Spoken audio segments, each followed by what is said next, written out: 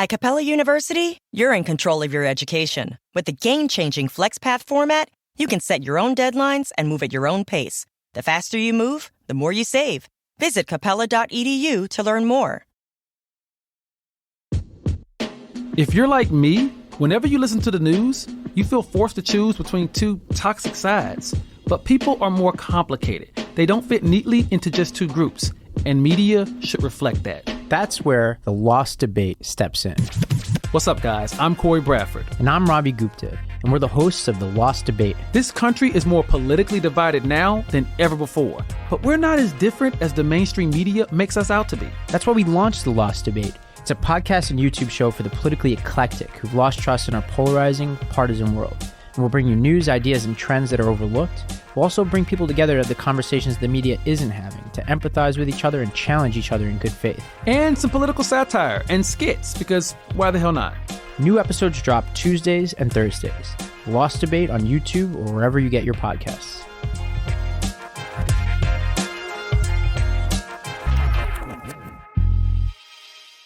Hello listeners, and welcome to this week's episode of the Cult Vault. I'm your speaker Casey, and this episode is going to be a focus on Pentecostalism and the Assemblies of God, the variation of Christian sects across the Bible Belt of America, and the differences from one AG congregation to the next. A quick reminder before we get started, follow, like and comment on any of my social media content across November to be automatically entered into a memoir giveaway of Helen Zuman's book Mating in Captivity, a story that captures Helen's time on Zendik Farm. You can find me on Twitter, Instagram and Facebook at cultvaultpod. Also, thank you to those who took the time to subscribe to my YouTube channel. I really appreciate it. And anyone else who has a YouTube account can find me on there at cultvaultpod. All the subscriptions really help. If you have a spare 5 minutes, please leave a review wherever you listen to your podcasts to help push the show up through the algorithm and allow more people to find it. And lastly, for anyone interested in supporting the show financially, I do have a Patreon that has exclusive content ready and waiting, with new stuff released each month at patreon.com/thecultvault. Now here is Cameron with her story.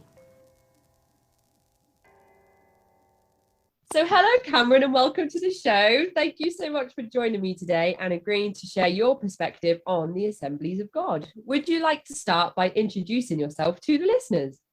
Yes, my name's Cameron, and I live in North Carolina.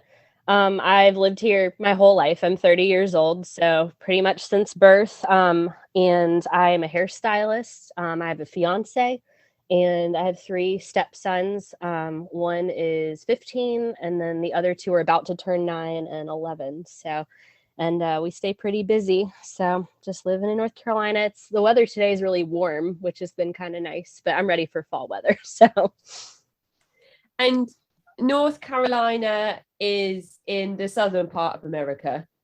Yes, we're on the East Coast. We're in what you would call the Bible Belt, which was about to be my next question. Yeah. When people refer to the Bible Belt, North Carolina is definitely lumped in that category. There's a bunch of other states lumped in that category too, but I think we're right at that line. So like you would include like South Carolina and Texas, Florida, Louisiana, Oklahoma, all those states. So even though I don't have much of a Southern accent, I don't feel like, but I've definitely lived here forever. So yeah, I was thinking because Louisiana in my mind it's like quite a thick accent. And if you spoke to somebody from that part of the world, you would kind of probably almost immediately know that they were from the deep South.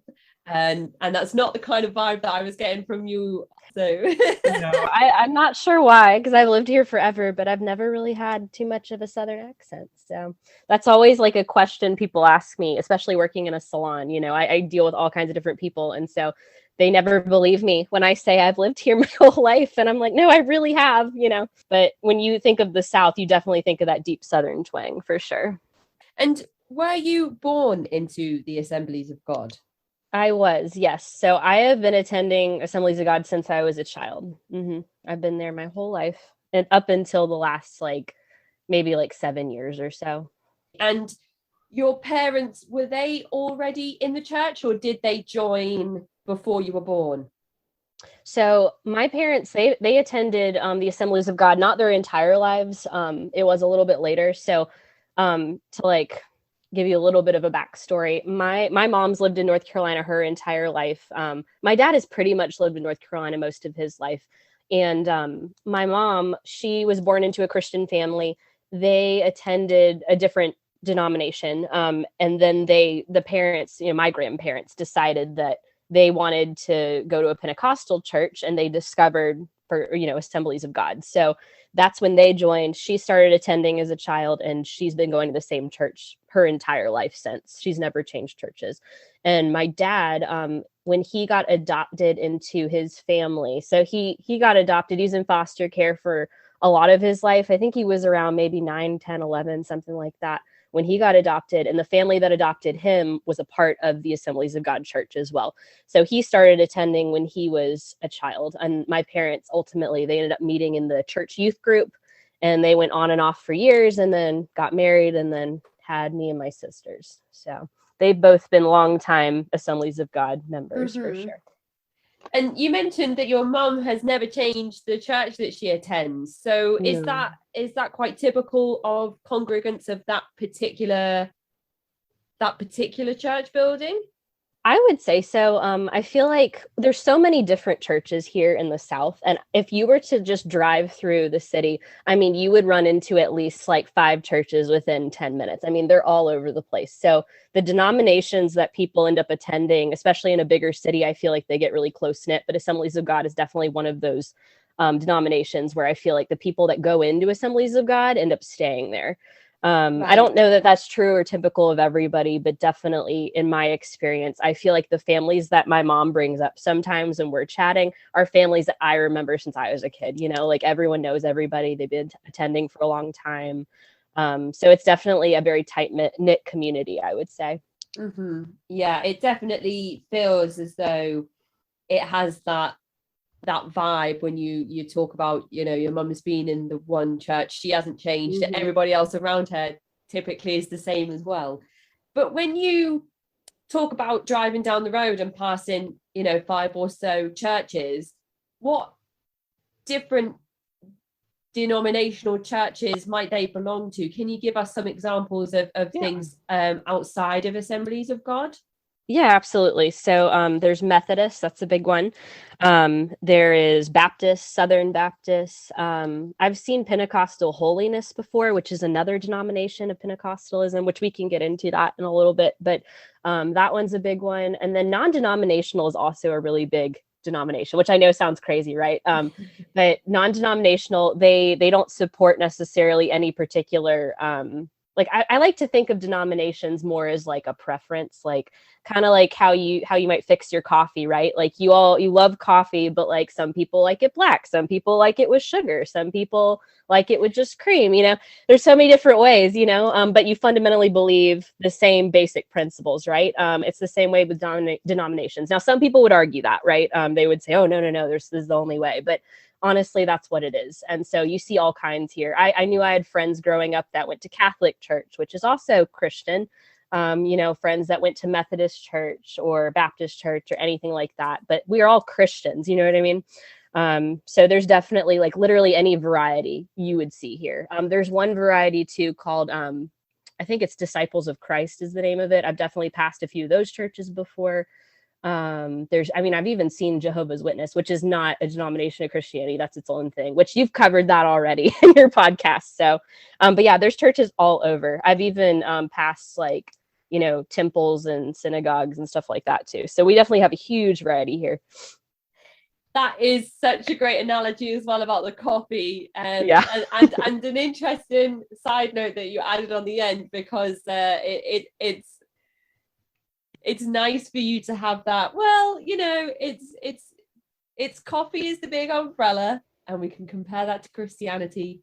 And then there's a million different ways you can have your coffee, and that's basically how you might interpret the same text that everybody's working from. But of course, you will have people that say black coffee is the only way, is the true way, and is the only way that you can be saved is by drinking black coffee. No other coffee will do. Exactly. No other coffee is true or correct. So that is a really great analogy, and I think navigating the waters of spirituality in terms of how much there is, the overwhelming amount to sift through. I think sometimes we just need those really good, simplistic, metaphorical things to just say, let's look at it in this sense. So yeah, that's a great analogy, and I think I'll be pinching that one for the future. Yeah, it's just the easiest way, I feel like, describing, especially living in the South, when people move here and they see so many different denominations and they know they exist, but when you see them coexisting within a city or a state or whatever, it's like, it's really just your preference. What kind of church do you want to go to, And what parts of the Bible Belt do you think might have adopted the more fringe ideologies of Pentecostalism? That's a good question. I feel like when you move into the deep South, which, I mean, I guess you could still consider North Carolina deep South, but we're not as deep South as other states. I had actually written this down earlier because I think people ask that question a lot. I feel like when you think about like Oklahoma or Louisiana, especially, like they're definitely deep South. So you might see more of that. I don't want to say extremism, but like definitely like fundamentalist Christian type denominations more so in states like that. But you definitely see everything here. So I don't know. That's a good question. We're still in the South. I feel like anything's fair game. So. And you mentioned that you have sisters. So how many of you are there all together? There's 3 of us all together. I'm the oldest. I'm 30. And then I have my middle sister. This is so bad, I should know her age, but she tells everyone the wrong age on purpose because she doesn't like getting older. So I'm always like, very clever. Yes. I'm 30 and she is 26. And then my youngest sister is 22. So all of us, no brothers. All women. So your father was very outnumbered. Yes, all women. Poor him, seriously. I don't know how he dealt with all of the emotions and stuff growing up, puberty and all of that. And you're here talking to me today because you have had 7 years or so unattached to the church or unattending of the church. What does your family, where do they stand? Your sisters and your parents, are they still attending regular church services? My parents are. They still attend the same church that we attended most of our lives. My middle sister, is very much against anything religious. She, ever since a young age, honestly, she pretty much rejected all that stuff very early on. And then the moment she didn't have to go to church anymore, she didn't. And then the youngest sister, she's still living with my parents right now because she's in college and she's going to eventually move out when she gets a job. Once she graduates, she'll look into all of that. So while she still will go to church with them on occasion, she does not consider herself a Christian. So we're very detached at this point, I would say. I still attend church once in a great while with my parents, like on a holiday or something, if it makes them happy. But like, I don't go to church regularly by any stretch of the imagination and do not consider myself Pentecostal or Christian or any of that. So right. And for anybody that might not have tuned into some of the coverage that we've done on Pentecostalism or the Assemblies of God specifically, can you start by shedding some light on Pentecostalism as a broad subject, and then we'll kind of try and narrow it down to your particular sect, if that's okay? Absolutely, yeah. So there's lots of different denominations, and Pentecostalism is one of them. And under the umbrella of Pentecostalism, you have Assemblies of God. So Pentecostalism, it was a movement that started back in the 1900s. It's a little bit more, I'm trying to think of the word for it. Like when you think of church, you think of, like there's the more like quiet sermons, you read from a hymn book, you do communion, you sit down, you stand up, you're done. With Pentecostalism, they're much more open-minded to raising of hands, openly praying, speaking in tongues, things like that. But honestly, the Assemblies of God, though, it originated back in, I want to say it was 1914 is what the year was. That's when it became a thing, but it all started from a revival that happened in Los Angeles back in like 1906 or 1906. Sorry, I just had to look at my notes real quick. And that was like the Pentecostal Revival. And honestly, that's when the AG Church started. They decided that they needed a little bit greater of a need for organization and accountability, and decided to come up with this sect of Pentecostalism. And I can get into some of these beliefs in just a moment. But that's where it all started, was in 1914. And the AG Church really tries to stress the fact that they're more of a fellowship than a denomination, but they're a denomination ultimately. Every AG church has spent time, or that I've spent time around, has always felt like an extreme form of denominationalism to some extent. But I mean, again, I guess that's personal opinion, but that's certainly how it feels. It's what you would describe as that fundamentalist Christian. But that being said, they really are accepting of anyone in the church, regardless of denomination, as long as you believe there's 16 fundamental truths. And every AG church, I mean, you can honestly look these up online and read them yourself. I just have a little bit of a summary of these just for people that have no idea. And I'll go through these. So there are 16 fundamental truths. I just kind of narrowed them down for everyone. So again, it's a Christian church, right? So they believe the Bible is the law of the land and the truth, that there's only one God, which includes the Godhead, 3 in 1. You've probably heard of people saying, the God, the Son, the Holy Spirit, all of that. They believe all of that is God. Jesus is the Son of God, all that. God created Adam and Eve. They ate from the tree of good and evil, which was the first sin of mankind. And that was the fall of man. God later sent his only son, Jesus Christ, to pay the ultimate price for our sins through his crucifixion on the cross. And then he rose again 3 days later and went to heaven. They believe there is a heaven and a hell. And in order to go to heaven, you have to repent of your sins. You have to accept Jesus as your Lord and Savior. And you have to have a willingness to obey the 10 commandments and try to live a holy life in the way that Jesus Christ did. One of the big things that they believe in the AG Church that makes it more of the AG denomination is that you have to get baptized in water. It's not like a requirement, but they definitely strongly encourage it. And they think that baptism in water is kind of like a public representation of an inward change, right? You baptize yourself in water as a declaration for your salvation. You're washing your sins away, that kind of thing.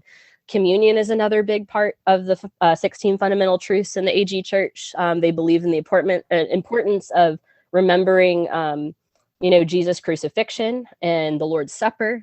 You eat the bread to symbolize Jesus' body that was broken for you, and then you drink the wine. Although the church I grew up in, it wasn't wine, it was just juice. But some churches actually serve just a tiny little cup of wine, because that's what Jesus did during the Last Supper, and that represents the blood that was shed for us on the cross. And you do that in remembrance of Christ. And they believe it's a sin if you haven't asked for forgiveness before doing communion, because it's a holy thing that you're doing.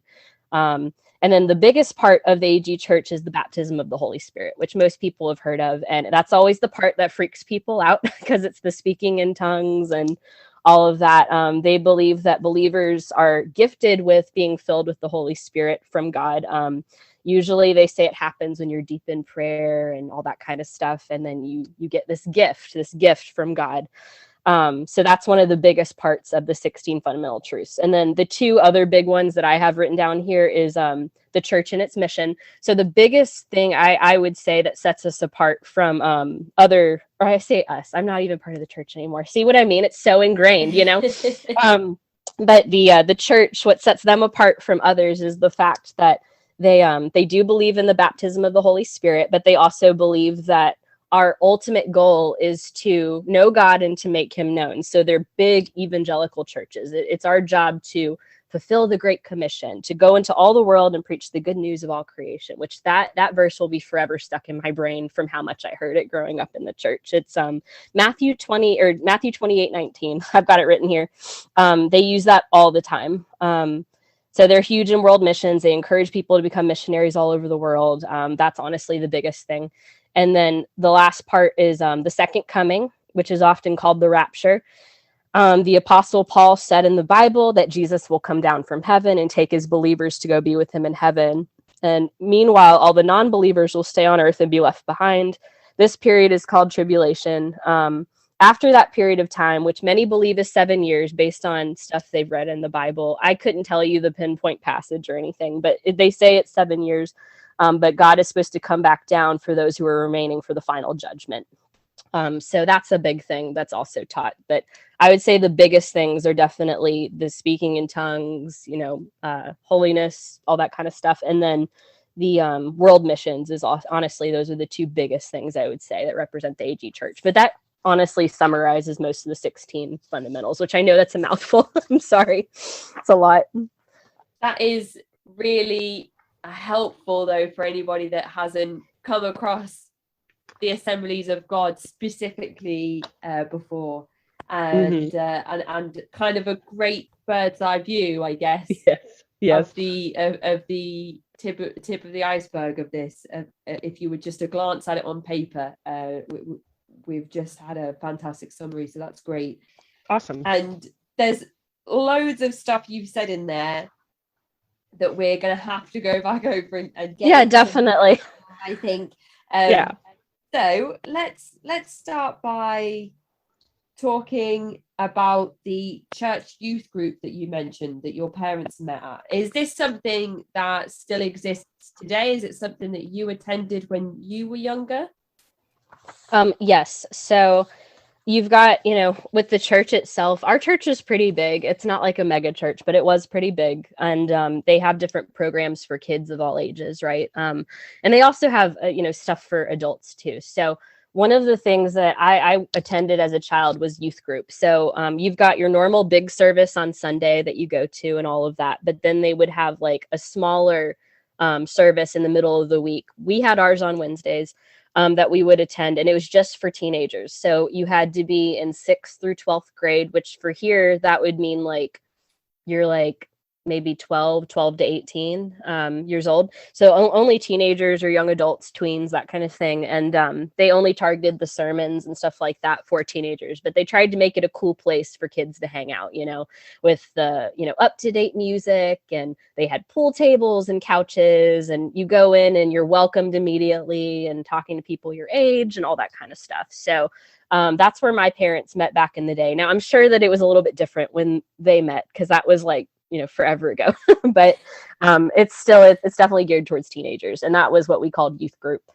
I think it was called, at the time when I went, maybe it was called, I think it was Elevate or something, or I don't know, they change names all the time, but they make it sound like a cool place to hang out. Your mum particularly, of course there is your father as well, but your mum being so devout with her faith was encouraging of you children in attending these youth groups with the church? Yes, definitely. And my mom and my parents and together in general were extremely conservative Christians in general. So I felt like, I honestly, I couldn't not go. Like, I didn't have the option. Right. So even if I didn't want to go, I was going one way or the other. And it was like that as a kid too, before I ever attended youth group. But I honestly, when I was a kid, I really liked youth group because I felt like they were kids I could connect with, and I felt like at the time, that I was, learning about Jesus and trying to be a good person and all of that. So, I would have had to go anyway. My middle sister, on the other hand, hated youth group. She hated going. She didn't like any of the people there. And for her, it was not a good experience at all. Not that all of mine was a good experience, but like, I just kind of did what I was told, but it was definitely non-negotiable. I had to go. My parents didn't really give us the choice. So you have your church services on a Sunday and you have this youth group on a Wednesday. Were there any other days of the week that you were expected to participate in church activities? Yes. So I was pretty much there a minimum of 3 days a week. So Sunday mornings we had our big service, and when I was a kid, they had like a kids service. But once you got out of that and moved into 12-year-old age, you aged out and you had to go to the big service. So I did that. And then we had Sunday school, which was our church was so big, we had 3 different services. So in the first couple services is when they had the option for you to go to Sunday school. So my parents, they made us do everything. So I went to Sunday school first, and then I'd go to big church with my parents. And that was a normal occurrence. So I did that. And then when I got to be a teenager, I went to what's called small groups, which is like a Bible study for teenagers. Very similar to youth group because it's all the same kids that I was hanging out with, but it was a much smaller setting. We did devotional stuff. We did prayer. We talked about issues going on, things to talk about, with the Bible, being better with our spirituality, all that kind of stuff. And then youth group was on Wednesday nights. So I did that too. So I was attending twice on Sunday, once on Wednesday. And then before I ever went to youth group, just to backtrack, when I was a kid, I also did kids choir, which I don't think I told you about in the interview, but I had to do that every Sunday night. That was required. So I did that. Kids choir. I did a lot. So kids choir. And then I did, it was called Missionettes, which we can get into later. So that's kind of like Girl Scouts, but Christian. Oh my goodness. Okay. We did all kinds of stuff, but I was there at least 3 times a week. And that was the normal thing. So all kinds of programs. That's the other thing with the Assemblies of God Church, is that they have lots of little mini programs because they're such a huge denomination. Mm-hmm. That they've got so many programs throughout so many churches that are already established and funded. So they really push those. So that was definitely something I did. When you are backwards and forwards on a Sunday, for example, do you live within walking distance, or are your parents kind of, they're driving you to and fro? They were driving us to and from. So we were about 15 to 20 minutes from church. So they would drive us there on a Sunday and then drive home and eat lunch, homework, whatever, and then drive on back that evening. So, and then on Wednesday nights, I remember Wednesday nights were always like rushed because my mom had to work. She worked until 5:30. She'd make us dinner. We'd hop in the car and go to church and leave by 8:30, get home, brush our teeth, go to bed. So homework had to be done before we left. That was non-negotiable, And every once in a great while I would miss, youth group or whatever, or missionettes. But like I was there, like clockwork every Wednesday night. So on nights when you weren't there, the regular sort of overseers of the program would probably be a bit concerned about your absence. Oh yeah. Like, I mean, everyone knew us. Everyone knew us from the very beginning. So if ever I wasn't there, it was like, where's Cameron? So if I missed something, it's not like I got in trouble. It's not like absolutely required, And I had friends that I met in church that were not involved at all in youth group or involved in missionettes or small groups, but like they still attended church every Sunday. My parents were just like really devout and wanted us to be in every possible program, But like people definitely noticed if I wasn't there, and they'd ask about it. And I mean, I was so tight knit with the church that my mom, she watched my youth pastor's kids growing up. And like would take care of them. Like, I mean, it's just like everyone knew each other. It was just a very normal thing. So if I didn't go, they knew something was wrong or something was happening with school or, whatever it was. So when you speak about your parents expecting you to attend all of these regular church activities, them themselves being very inclusive in those activities and with the community itself, were they very strict on the modesty side that comes with these particular sects of Christianity in the way that you address and the way that you appear to people outwardly? Yes. So Sunday mornings, I need to back up. So we were expected to wear non-revealing clothes, right? Which is a very normal thing, I guess, in Christianity, because as women, we're supposed to be pure, and we're supposed to be setting an example and not causing men to stumble and all that kind of stuff. So that was always a huge thing. They didn't let me wear anything low cut, or what they deemed was low cut. They didn't want me wearing short shorts, nothing like that. They weren't so far into fundamentalist Christian that I couldn't wear pants and things like that. Like some churches, it's like women wear dresses, and it wasn't quite like that. But they did want me to dress up on a Sunday in my Sunday best. I specifically remember one time slipping on a pair of flip-flops that matched my outfit, and my dad being like, nope, go put on heels, and I'm like, are you serious? I'm like, it's gonna, this doesn't match what I'm wearing. And he's like, I don't care, you don't wear that to church, and that was normal. So it was definitely stuff like that. We had to dress up, we had to be modest. I remember in small groups specifically, like our Bible study stuff, when they would break us up into, they broke us up into gender and age. So it'd be like, the younger teenagers and the older teenagers, and they would do entire Bible studies about purity and about how you should dress and how you should act and all of that around men and around other people, because ultimately they say your body is a temple of the Holy Spirit, and we're supposed to be exemplifying what the Bible says women should be doing. And which is interesting, because I feel like men never got in trouble for wearing stuff, but girls all the time. It was the whole thing. Youth camp, I remember specifically, which we can talk about youth camp too. That was wild. But youth camp, I remember we went swimming at the lake, and they told all the girls that you had to have a swimsuit that covered your belly. And if it didn't cover your stomach area, you had to wear a shirt over top of it. And if the shirt was white in color, you could see the bathing suit through it. So you had to wear something that was colored on top of it. So if you're wearing a bikini or a tankini, like that was out of the question. You had to wear a shirt, and it had to be a colored shirt. So black, red, blue, whatever, because white was still going to be too revealing. But they never said anything like that to guys. It's weird, like it was all about women covering themselves, but not men. So that was interesting too. But yeah, that happened a lot. When you mentioned before about the kids service and it being sort of in the morning time on the Sunday, I wonder if it's led by the same people that lead the main church service, or is it one of these groups where responsibility is handed down to maybe young adults who are thinking on taking extra responsibility in their church involvement? Yes and no. So I was in Sunday school for years. And when I was a little kid, I mean, it was like adults in the church running it. Like they weren't all pastors. So we had, our church was so big, we had a senior pastor who was the head pastor of the church. And then we had a pastor of missions, I think is what it was called. I was trying to think of the name.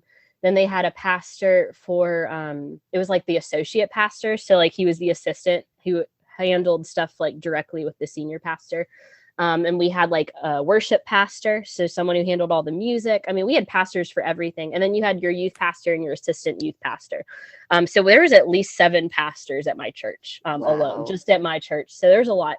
And so they can't possibly run every single Sunday school program or kids church program or whatever. And they had a children's pastor as well. I almost missed that. But the children's department was so big, and they wanted Sunday school teachers for every grade level or every age group, that people had to volunteer. Like there was no way they could run these programs without volunteers, So I literally have been in Sunday school ever since I was a kid, and I had a different Sunday school teacher every year, So they did it mostly by grade level, which I know might be different in the UK. Here it's by grade level. So you have kindergarten, which is like 5 and under. So they had kindergarten teacher, and then they had first grade, which is like, 6 years old, 7 years old, and they would combine certain age groups. But I mean, they're mostly volunteers in the church. I don't think I actually had a pastor teaching me in a Sunday school or children's church capacity until probably when I was a teenager. My youth pastor was doing our Sunday school classes, but we had different teachers all the time. These are just people that volunteered with the church. So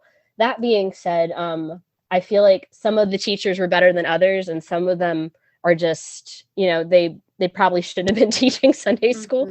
That's when a lot of indoctrination happens anyway. But you would think that if you're going to be teaching kids, stuff from the beginning, you would think a pastor would be doing most of that. But it really wasn't like that when I attended kids church and into youth group. The only time I got taught by a pastor was like when I had the big church group or whatever, where we had the entire congregation, or on youth groups where I would go on Wednesday nights and my youth pastor was preaching. So yeah, the smaller settings, it was always volunteers within the church. So if that makes any sense. It does. And it's given us some insight into just how big your congregation must have been if it had sort of upwards of 7 pastors.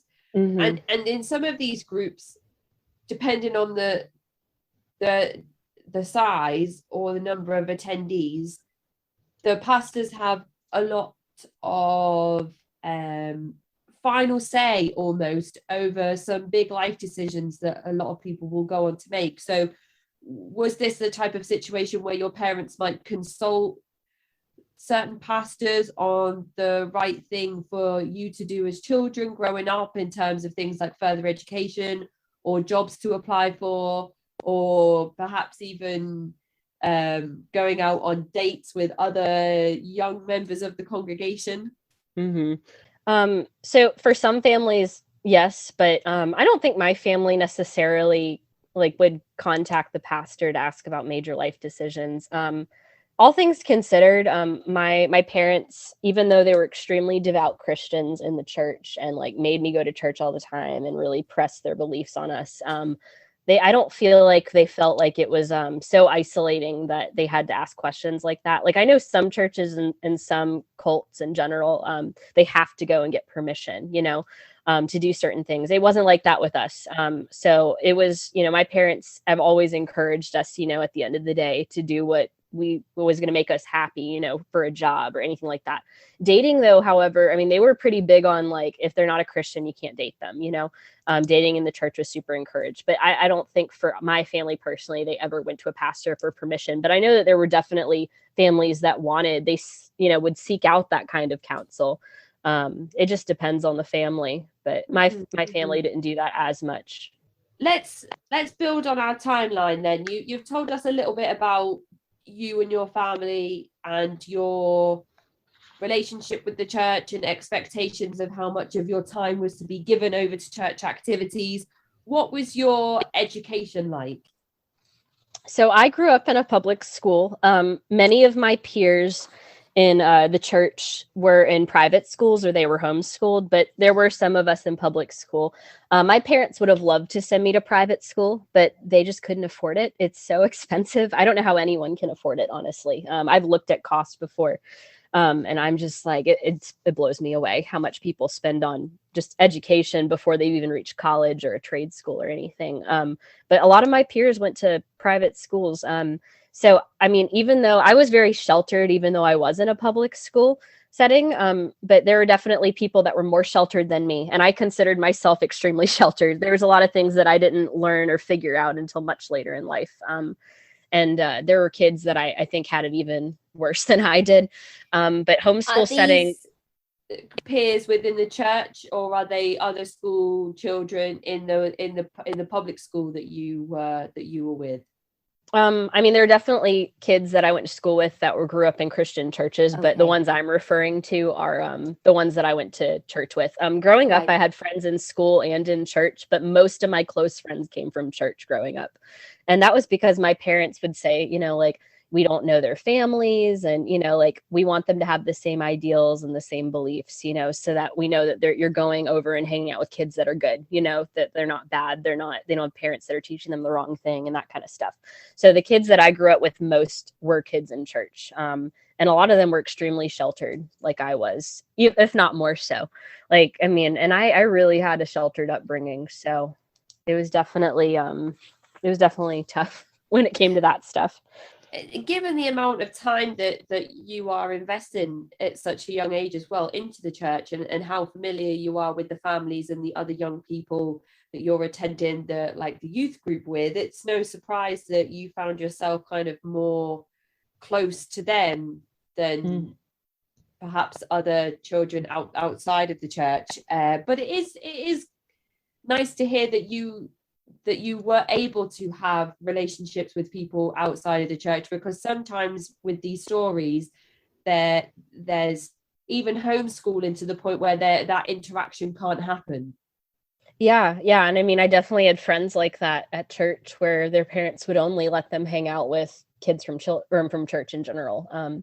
But I did have some friends. I mean, but you know how it is when you're a kid, you've got friends that you're close with in a certain class, and then you don't have a class together anymore, and then you never see them again. I mean, that kind of stuff happened too, but that's just normal childhood stuff. But I mean, I did have kids from church, or not from church, but school that I was friends with that, my mom would let me like have them over to have a play date. Like one of my best friends growing up, we were in a class together and my mom watched her kids. And so she would come over and play like every day. And, she didn't go to church. I mean, but my mom, she knew the family, she watched their kids, so she felt comfortable. But I mean, I just don't have that many friends that happened with. Like I can maybe count on one hand how many kids I grew up with, especially at a younger age, where my mom would let me do that kind of stuff because she knew them personally, most of them did come from the church. So. And I wonder, attending a public school, you're part of the AG church, and you've probably got a few peers in school, even though you mentioned most of your peers from church went to private school. You probably have a few peers in your public school that also go to an AG church, whether it's your particular church or a different congregation. I wonder if there were other children who were part of a different denomination of Christianity who had sort of the same thing going on as you. Most of their peers from their church were going to private school. And even though they were sort of like a Baptist or a Methodist or one of these other denominations that you mentioned before, do you think that was something that was happening within the public school? Oh yeah, I absolutely think that was happening, because I definitely had friends that went to church that I never hung out with, like outside of school. But I mean, like, being in the South, like that's such a normal thing. Like church is such a big part of just the culture of the South. Like, I mean, it's really impossible. Like even me doing hair now, for me to not have at least, like, when I have a new client in my chair, like 9 times out of 10, I would bet my bottom dollar that they attend a church somewhere, So, I mean, it's pretty normal. I'm absolutely sure that happened. I just think I was a little bit more isolated being in an Assemblies of God church versus just like, whatever other denomination. Because I do think that this one, with it being more fundamentalist, I feel like they were much harder about those kind of rules, but I'm sure that happened living where I live. Absolutely. The only reason I thought to ask is because sometimes with different guests that have been on the show, they've had those awkward encounters in school where they've tried to bring their peers into the church, and their peers who maybe don't have religious affiliations or whose parents don't kind of encourage them to attend as many activities as your family did, would be like, why are you talking to me about Jesus and God and all of those, like, we've got a 15-minute break time and you want to talk to me about the Bible. I don't want to talk about the Bible. Yeah. And that was encouraged. With, AG churches, they're so big on witnessing to others. It was almost like, you have, not that I ever had trouble making friends. I mean, I was very friendly, but like, that was so ingrained in me. It was like, oh, invite your friends to church that you go to school with that are not Christians, So that happened all the time. And did you ever have a friend who wasn't Christian come to church with you? Yeah, and I'm pretty sure she was freaked out. I mean, it was so wild. For me, I grew up in a church where raising your hands during worship was very normal, people praying very loudly and dancing and like that kind of stuff was normal. And if you didn't have a religious upbringing at all, which did happen sometimes, like one of my close friends, she and I knew each other since we were like 5 years old. We had classes together. We reconnected in middle school, and they were launching some sort of event or something at the church. And I remember she and I were pretty close, and she literally lived around the block from me. So sometimes I go over to her house to do homework and stuff like that. My parents have known her forever, but she was not religious and her parents didn't take her to church. And I remember I'd invite her to my youth group, And I mean, I remember the first time I took her, she looked like really freaked out by the whole experience. And I'm like, thinking about it now, I'm like, I bet that was really weird to watch, It's just strange, but that stuff happened a lot. There's another girl that I was friends with growing up, and she lived around the block from me too. Known her my whole life. We're still friends today. She is married with children now, like all that kind of stuff. We still talk. I do her hair sometimes, but I brought her to church multiple times over too. And if I were her, like, I remember that first experience, I'm like, I bet she was so freaked out. Like she could tell she was freaked out, but she kept coming with me. And I'm like, if I were you, I would not have done that. Like, maybe it spoke to her, or maybe it was just so strange. It's one of those things where you're like, don't look, but you can't actually look away. So you're kind of turning your head, but still looking at the same time. And I'm just like, what's so weird about this? Like, it was all very normal for me.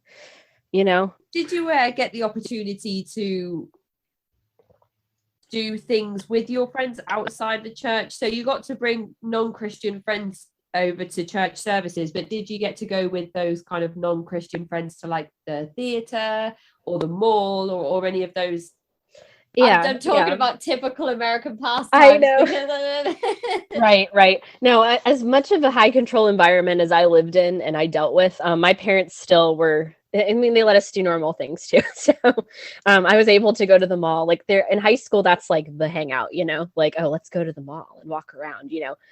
So I had friends that I'd meet, and I had this one friend that I was close with, and I guess I was like maybe 14 or 15, and she loved to go shopping, but she was definitely not a Christian. She didn't grow up in church, like, and my mom had met her, but like I'd be like, hey, I want to go to the mall with such and such, and she's like, okay, cool, I'll drop you off for an hour on a Saturday. I'll come and pick you up, meet me at Starbucks or whatever it is, and like she'd let me do that kind of stuff. And at that point, I was a teenager. I don't know that she would have let me do that as a little kid. And there are definitely times where she said no to certain things. Like, no, you're not hanging out with that kid, or no, you're not going to that party. Like, but I think because I was the first child, I just said, okay, like, I'm not going to argue about it, you know how it is, like with certain families. Like my sister was super rebellious. Like if they told her to do something, you sure as hell knew she was going to do the opposite. I was very like, okay, whatever you say, just don't question authority. But like they definitely let me do stuff like that too, hang out with friends and stuff outside of church, now and again. So a balance, it seems, between the yeses and the nos. Mm-hmm. So you're growing up in the church. You're spending quite a lot of time there. You are in public education, so you have spoken about having a sheltered upbringing, but you are having opportunities to interact with people outside of the church, whether they are affiliated with another Christian denomination or whether they're completely unrelated to faith whatsoever. And then you start attending, do you start going to camp first, or is it Missionettes? Does that come first? Let's talk about Missionettes. That was first. So Missionettes is, okay, so I will say that I did appreciate the fact that they tried to have programs for kids where they could meet other kids their age, but there was a lot of indoctrination that happens in Missionettes and Sunday school, as you can imagine. So are you familiar with Girl Scouts or brownies or anything like that? Yeah. Okay. So that's what I usually compare it to when people ask me about it. So Missionettes is more of a, let me just pull up my notes here. Because it had been so long, I had to go through some of my stuff. I still have my old binder from when I was in Missionettes and my badges and all that stuff. So, but it is like Girl Scouts. So you start off at a very young age. So I was involved from the very beginning. So my parents took me the moment that they could. They enrolled me in this program. It's called Missionettes, and it starts with kindergarten, which is like 5 years old. And the first sect of the program is called Rainbows. And so that whole year you do stuff. It's based on 5-year-olds. So like you're learning really basic stuff about Christianity and Jesus and things like that. And then once you graduate that program, you move on to what's called Daisies. Daisies is first and second grade, so like 6 and 7-year-olds mostly. And again, it's just a continuation. You're still learning about Jesus. You're learning about the Bible. You're learning about the fundamentals of your religion in a very basic form because you're kids, Then you get done with that. You move on to Prims, which is, I think, second grade. So you're mostly 7, 8 years old.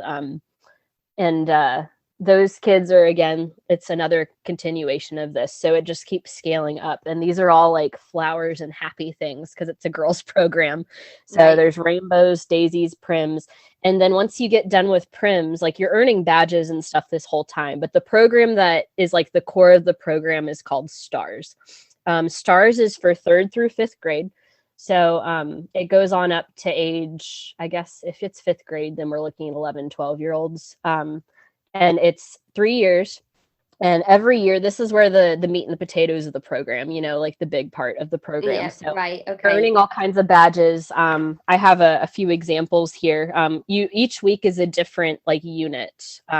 So I was attending every week, every Wednesday night. I go to this. We learn whatever our unit is. We earn a badge. And part of earning our badges is memorizing the verse associated with that unit. So it could be any verse. It just depends on what you're learning about, right? So if it's the communion unit or whatever, you're learning about communion, whatever verses are associated with that and why it's important, why it's a big part of, of the program and all that. But they have like, I mean, I'm going to read you a few of these because some of these I'm like, I cannot believe that I sat in a class and learned about this at age, like 10 years old or 9 years old. So some of these badges, one of them is Holy Communion, water baptism, the Holy Spirit, the end time events, like, which let me tell you, scared the shit out of me when I was in fourth grade. The Life of Christ, where they talk about all the major events in the Bible, like Jesus feeding the masses, walking on water, like that kind of stuff. Introduction to Our Church, which is where they talk more about AG principles. Prayer. Let's see what else. Introduction to World Missions, because again, that's a huge part of the AG Church. Then they actually get into, there was a whole unit that we did when I think it was in 5th grade or 4th grade, where they talk about different areas of the world. So they get into the culture of some of these places and talk about what their lives are like. But it ultimately, I think what's really like frustrating to me when I think about it now is that whole white savior complex, right? Like, oh, we're going to learn about Africa and we're going to talk about all the ways they live and how it's primitive and this, that, and the other. And, oh, we're going to give them Jesus. Like, that's a lot of what that was. So we had an entire one on Africa, one on Europe, one on Asia, one on Latin America. So, I mean, they did all kinds of stuff. There was one badge that was on personal evangelism. So how to, talk to your friends. And I remember sitting in that class and being told, if you have the opportunity to go to a friend's birthday party and, none of them are Christians, and you have the opportunity to go to like, I don't know, a revival or something, you should go to your friend's birthday party because you're supposed to be a witness to your friends and you need to tell them about Jesus because they're going to die and go to hell. And like, that was what that was about. And I'm like, so we're supposed to be talking about this with our friends, but these are literally badges I'm reading off right now. There's one on the fruits of the Spirit. There's one on making right choices, which is more about like being in difficult situations, right? Like you're at school and you find out that your friend's cheating on your tests. Like, what would Jesus do? That kind of thing. And then there's one on family, friendship. They did an entire series on women of the New Testament because there's not that many if you think about it. And they, it's interesting because with women, they, they're so big on women need to obey and submit and do all this stuff that I feel like that's part of why women are not mentioned as much in the Bible. So there's so few to talk about, like, so let's do an entire unit on this one topic and that's it, But anyway, these are just a few examples. They also did normal, like, Girl Scout type things. Like we had a unit on fitness and a unit on camping and a unit on art and that kind of thing, which ultimately was more about like using your creative gifts for God, Have you ever seen the documentary Jesus Camp? No, but somebody mentioned this to me just the other day. Yeah, you should really watch it. But there's this one part in the movie, which we can talk about Jesus Camp in a second when I get to the youth camp portion. But Jesus Camp, there's this one section, and they basically zoom in on this one church in a different state. That is evangelical and fundamentalist Christian. And like, she runs, or the woman that they pinpoint in the movie, she's the pastor of the children's ministry there, and she runs the camps and all this stuff. But they look at a few different families, and there's this one little girl that they talk about. She looks really young, like maybe eight or nine possibly. And she talks about how she's on the dance team at her church. And she starts talking about how much she loves to dance. Like that's her favorite thing. And, she says at one point, quote unquote, she says something about how she loves to dance, but she has to keep herself in check because she wants to make sure she's not dancing for the flesh, that she's dancing for Jesus. And it was a whole lot of that kind of stuff because I was literally having flashbacks when I saw this documentary. I'm like, oh my God, I remember that exact phrase being used in Missionettes. Like, if I like to draw a picture, I need to be able to draw this picture in honor of Jesus, right? Use my creative gifts for God. Or if I like to sing, I don't want to make sure I'm singing in remembrance of God. Like this is God's gift that he's given me and I'm doing it for him. You know what I mean? And so when I listened to that one quote from that movie, I'm like, oh my God, this poor little girl just likes to dance, but someone's told her it could be an evil gift. So you need to make sure you're doing it for Jesus, And that was a whole lot of what we learned in Missionettes. So, but when she talks about making sure that it's for Jesus and not for the flesh. Yeah, Sorry. like that specific wording. Like I'm like, she's 9 years old. Does she even know what that means? Exactly. And that really, really You know? reminds me of the documentary that Louis Theroux did when he went and spent time with the Westboro Baptist Church, and the kids were telling him all about why they were out picketing on the streets and stuff. Coming out with all of these like homophobic and racial slurs, but then Louis Theroux would be like, what do you mean by that? And they'd be like, well, you know, and the kids had absolutely no idea what those things meant, that they were going around shouting on street corners and things like that. And that's exactly what that's just reminded me of. So absolutely. But that kind of stuff happened all the time. And some of these badges, even though they seem really innocent, like seeing, I know we're on Zoom right now and you can't like see it, but I mean, some of these badges, they're like cute, right? Like, look at the little music notes and like, you know, a bicycle. But like, if you sat in that class, like, I mean, they're literally saying like all of this is connected to the Bible. Like, there's a whole unit I remember doing on grooming. And I remember an adult telling me grooming, like doing hair, right? Doing makeup, about how we need to make sure that our image is glorifying Christ. So if you wear your makeup too provocatively, like that's not glorifying Christ, you know, stuff like that. And I'm like, that is so interesting. Cause like, even now, like I'm a hairstylist, like, but I never once have done someone's hair and thought, oh, this is going to make a man turn his head and that's sexual. You know, like it's just stuff like that all the time. Like you would think you're doing something bad, even when you're just being a kid, you know? Oh, like I'm going to brush my Barbie's hair and style her hair. You're not thinking about, does this glorify Christ? You know, like it's just crazy. You just want to give women that feeling they get when they walk out of the hairdresser's door and they're like, oh yes, I feel absolutely amazing with my new haircut. Like, and I mean, we did fun things, but it's still like, that was ultimately the message, you know? It's and when you mention things like if you're going to wear makeup, you can't wear it too provocatively. I'm sure there weren't many men in the congregation that were wearing makeup, so that seems like another message that's solely aimed towards women and the repression of women. And there was a magazine that was really popular amongst my group of friends when I was like a tween, and it was called Brio. Are you familiar with this at all? You probably aren't if you're not religious at all. But no, Brio over here in the north where I live is like lots of different leisure centres in different cities that you can go and visit to go swimming and play tennis and whatnot. Right. Okay. So Brio is a magazine here. Although, I mean, I guess I don't know why it was called that or anything. I don't know any of the backstory, but a lot of my friends would read it. And it was one of those magazines that one of my school teachers, or not school teachers, but one of my teachers at church had told me about. And so, you know, I told my mom about it or whatever. One of her friends told her about it. She ordered it for me. And it's just a teen girls magazine for Christian girls. And I don't know if it's sponsored by the AG Church, but it was definitely a Christian magazine for girls.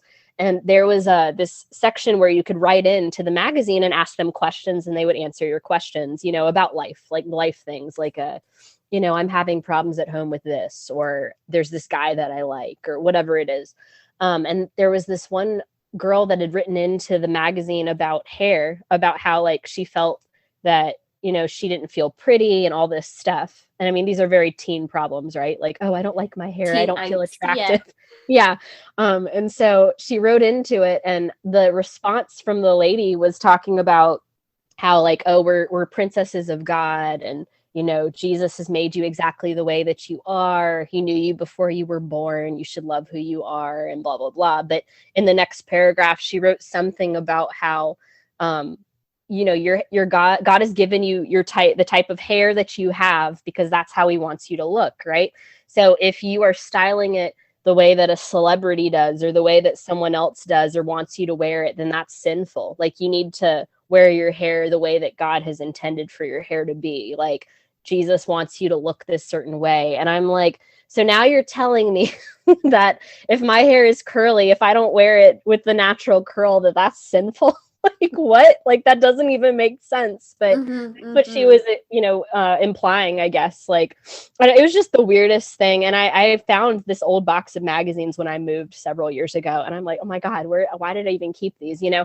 But I was looking through them, and some of it is just like, it seems really innocent at the time, but I'm like, I can't believe like this is the stuff that I would read, you know? And there was one article in there too about this girl that, she got stuck in some sort of I don't know, some party. She attended a party that her parents told her not to go to with people that weren't Christian, and she was put in a bad situation. And instead of her warning other people to not make those kind of mistakes, the whole article, the point of it that she was writing was, if I had just done what God wanted me to do, then these things wouldn't have happened to me. And it's like, okay, you're a teenager, you made a mistake. Like, you shouldn't be teaching young girls, like, I was the problem. I was the reason that something bad happened to me, You went with friends that she trusted, and it was just stuff like that all the time.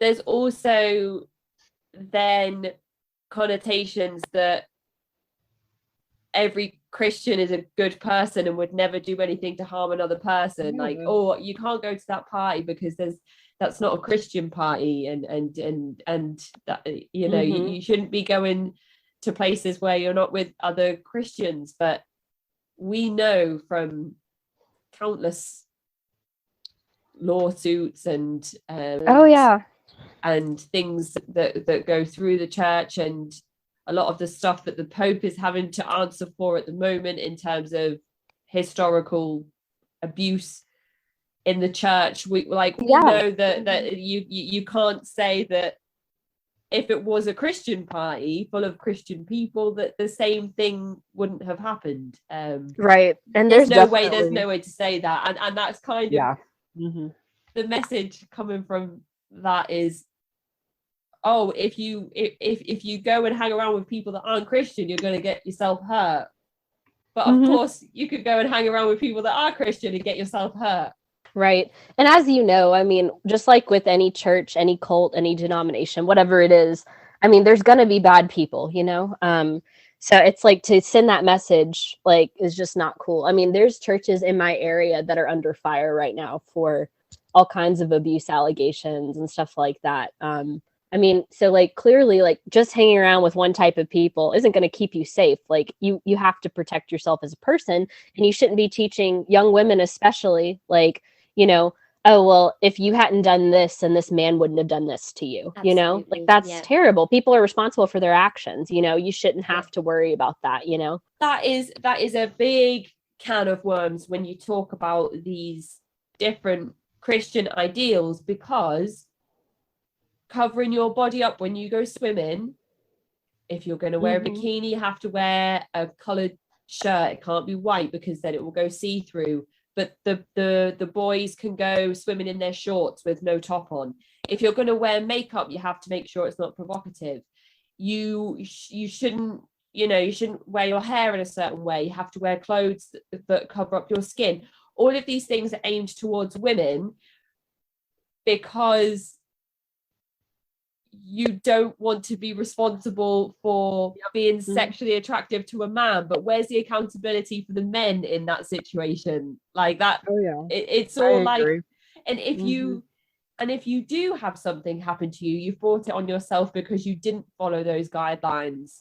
And it's and there's a lot of stuff going around at the moment about sexual assault, and how that big campaigns on Twitter and things like that about how women should be able to wear what they want and not be sexually assaulted, which of course is absolutely right. That is 100% the way it should be. No woman should ever be told that they've invited that on themselves. It's the perpetrator themselves that is solely responsible for their actions. There should be no situation where a man turns around and says, well, she wore a skirt, so what else was I supposed to do? Like that, and that's kind of the message that I guess women are maybe being given when they're told not to dress in a certain way or not to wear makeup in a certain way, which is all aligned with the patriarchal communities that exist within these different Christian churches. Right. And I think most Christian churches, I feel like, go with that whole idea that the man's in charge and that woman is to obey and submit, and that she needs to keep herself in check, and like all of that, which that kind of rhetoric anyway, like, is not cool in general. But definitely when it comes down to stuff like, oh, how you wear is going to affect someone else's behavior. Like, you know, I mean, I sometimes I can't help that something wraps around my body a little tighter because I have curves. Like, I mean, there's no way around that. Like, I shouldn't have to dress, like, wear a giant t-shirt when I go to church to hide my body, you know, because I might be causing a man to stumble or whatever the case is. It's just, I don't know. I can't believe that for so long, that's what I thought was okay, because that's what the adults were telling me, you know. But even in the magazines I was reading, the books I was reading, the adults I was talking to, like, that's what we were told, you know? So that's what I believed. It's just ridiculous. Like, I don't know. What you said there about the badge system as well, that's being used with children of such a young age, that is a perfect example of how you mentioned the indoctrination starts so early. And it's positioned to you as fun activities, and you can earn these badges as rewards for completing these different activities within Missionettes. So to piggyback what we were just talking about, so after you get past this badge system, you are now eligible to earn like the highest honor in the program, which is called Honor Stars. And you have to complete some extra steps in addition to earning all of your badges and all that kind of stuff. And this is where, like, I really have a problem with Missionettes, even more so than just the badges. But we have to, or I'm going to read you some of the pledges and stuff that we had to have memorized in order to earn some of these extra, not privileges, that's not the right word. These extra things to help us like become an honor star. Right. So we had to, part of it was we had to memorize our STARS pledge, our STARS motto, and our STARS scripture verse.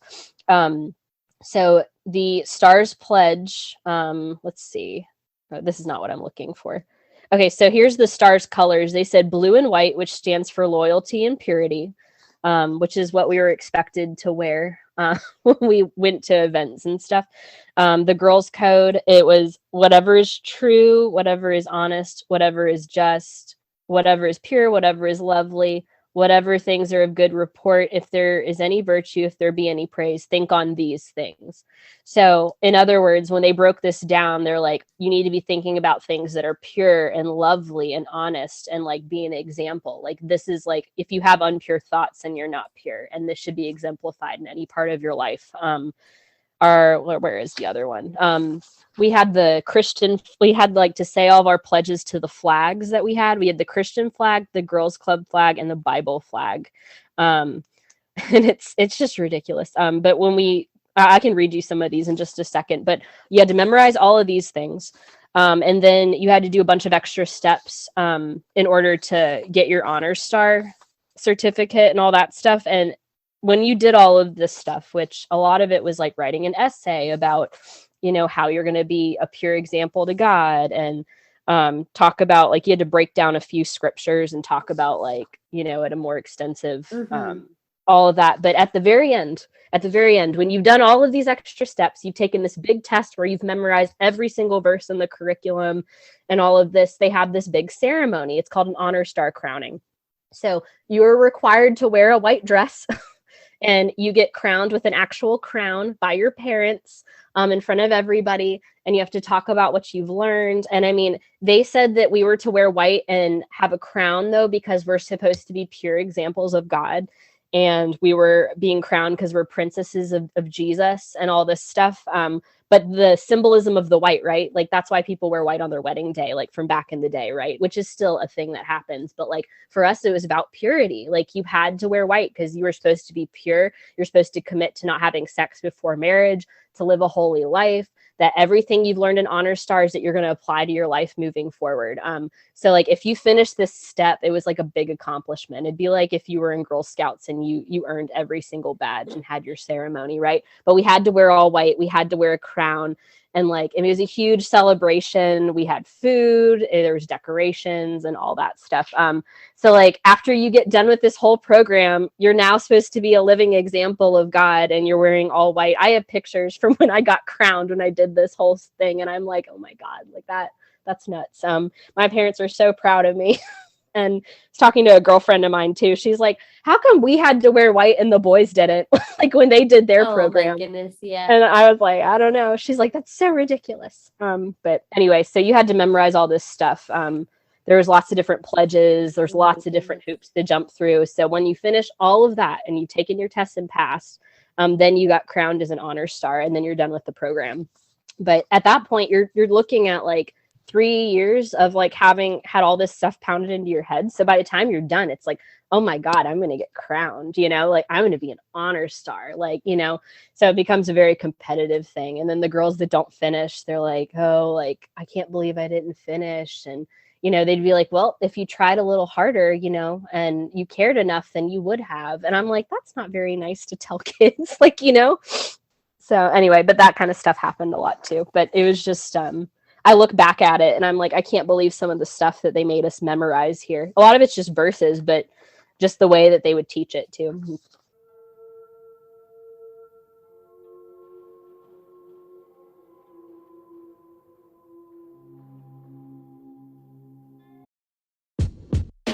If you're like me, whenever you listen to the news, you feel forced to choose between two toxic sides. But people are more complicated. They don't fit neatly into just two groups, and media should reflect that. That's where the Lost Debate steps in. What's up, guys? I'm Corey Bradford. And I'm Ravi Gupta, and we're the hosts of the Lost Debate. This country is more politically divided now than ever before, but we're not as different as the mainstream media makes us out to be. That's why we launched the Lost Debate. It's a podcast and YouTube show for the politically eclectic who've lost trust in our polarizing, partisan world. And we'll bring you news, ideas, and trends that are overlooked. We'll also bring people together at the conversations the media isn't having to empathize with each other and challenge each other in good faith. And some political satire and skits, because why the hell not? New episodes drop Tuesdays and Thursdays. Lost Debate on YouTube or wherever you get your podcasts.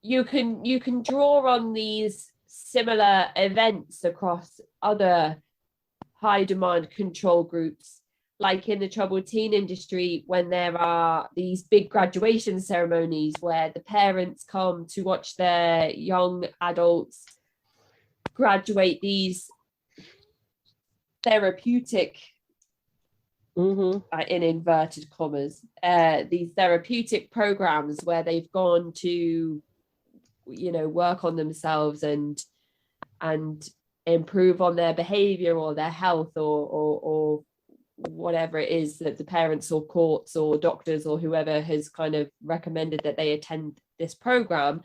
There's this big graduation ceremony at the end where they are celebrated, and it almost is like such a euphoric celebration that they leave.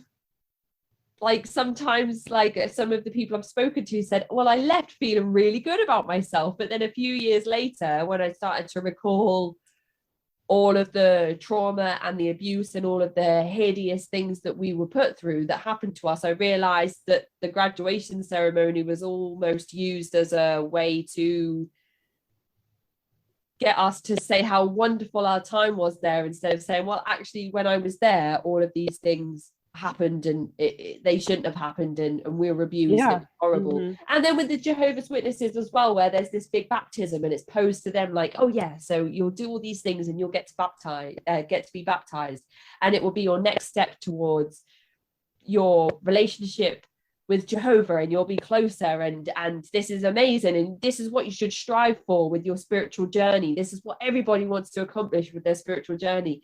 And then if they are not doing enough pioneering, or if they're not seen to be committed with some of the church related activities, sometimes people will be told that their baptisms are being pushed back. And then there's this huge like, oh my goodness, no, my spiritual journey. Because that much like you with the crown and like, I'm going to have this big ceremony, I'm going to be crowned after all of this. They're like, well, no, because the baptism is the next step. Like that is what I'm striving for, because that's what everybody is told, that, the next big thing is the baptism. So in some of these different communities that we've spoken about on the show, you can see the similarities there between that and the ceremony you've spoken about with the white dress and the crown.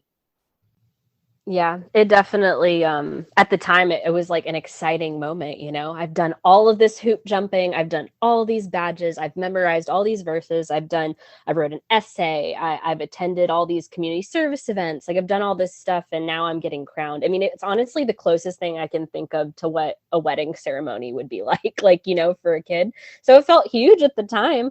And I'm like, man, like, I know what I'm doing now, you know? And I don't know. It's just like looking back at it though, when I flip through some of the stuff that we did and look at the badges, I'm like, I mean, even just reading through some of the badge names, I was like, oh my God, like, why did I even fall for that? But it's when you're told so many things, it's like, you feel excited when you get to the end of something like, oh, I got crowned. And I don't know, at the time it felt like a big deal, but it really was a true form of indoctrination, you know, of being brainwashed to some extent. Like, this is what we believe. This is what you should believe too, you know? So I'm definitely with you there. So we've spoken now in depth about Missionettes and this big ceremony that happens at the end, where you've gone through this next course that comes after Missionettes. What about camp? What was that like? Did you get the opportunity to interact with other AG congregations at this point? Yes. So while I was in, I guess it was for middle schoolers and youth, so like teenagers. So we're looking at like preteens and teens. So youth camp was only for kids that were like 13 to 18, and it was huge. So the church that I was at was pretty darn big, and we're in a bigger city, so I mean, it made sense. But there are AG churches in other parts of North Carolina as well. So these youth camps would be held in North Carolina. You would register, you would pay, all of that. But it's an additional thing. It's not like you had to go. But I was encouraged to go. Back when I was in youth group, they're like, oh, everyone should go to youth camp and it'll be an amazing experience. You'll have so much fun. You'll get closer to God, like all of this. So I told my parents I wanted to go. They encouraged me to go. So I went. And I went for a few years, like a few summers in a row before I quit going. But you're there for a week, and it's AG churches from all over the state. And they house all of these kids. You get put in dorms with kids your age and that kind of stuff. There's an adult supervising. And so every day you get up, you eat breakfast. We do normal camp activities, you know, like playing sports, swimming, you know, relay races, stuff like that. And then you eat lunch, and then, you know, do more stuff during the day. And then eventually, like, you know, you eat dinner and you go to chapel. And it's like everything's done, you know, in a really fun, like kid-friendly way. But when you get to chapel, that's like your normal church service. So every night we had chapel. And while it was really fun to play with other kids, I mean, a lot of it, I mean, obviously it was indoctrination, like, because it's all Christian. And this is when I go back to that documentary, Jesus Camp. If you ever watched it, you definitely need to watch it. The experience in Jesus Camp was very much what I experienced. So when we went to chapel, because it's an AG congregation, they could talk about stuff like baptism of the Holy Spirit and things like that, because that was so normalized. And some of these churches, I mean, these kids, this is all very normal for them. And some of them were all about it. And other kids, it's like, oh, my mom made me go. My dad made me go. But we would go to chapel, sit through the sermon, and then we'd have a worship revival type thing. And that's where things always got really wild. And I remember, I mean, the stuff that I experienced in youth camp, I'm just like, I can't believe that I turned out normal. Like, what in the world? So like there's one time they had a speaker that week. It was one of the years that I went, and he did an entire sermon about speaking in tongues, about how, you know, it's a gift from God. And if you're right with God, then he's going to give you this gift and all this stuff. And I remember him talking about it, and the sermon happened, and then we had worship. And the worship like was it was like raising your hands and fun music. And then it got really intense, you know. And you've heard the terminology altar call before, haven't you? Mm-hmm. Yes. So at the end of most services, you know, the pastor will do an altar call where he says, like, you know, are you a Christian? Are you going to go to heaven? Like all that kind of stuff. Are you 100% sure? Like, are you 1,000% sure? And if you're not sure, then you need to come up here and have someone pray over you and that kind of stuff. So the night that he did the altar, or the night that he talked about speaking in tongues, he did an altar call. And, there's always kids that come forward that are crying and they feel really touched. Like, oh my God, he's talking about me, kids go up, they get prayed for, the music intensifies, people are worshiping, it gets loud, they're raising their hands. How you would imagine a revival to look like just with kids, and there's so many adults there that are encouraging all that. And kids are crying and weeping and it was a lot. And then at whatever point he's like, okay, like you've said that you're a Christian now, that you've asked Jesus into your heart, like you're going to get this gift of speaking in tongues, of being filled with the Holy Spirit. And it was like wild. People were getting louder and then you start hearing all this gibberish. And that's what it sounds like. It's gibberish, but like this guy is like, I'm going to lay hands on you and you're going to get the gift. And like, boom, like this kid's speaking, or like you're going to be touched with the Holy Spirit. And like, boom, this kid is like falling down and people are like praying over him. It was wild, but it was like this, like every night.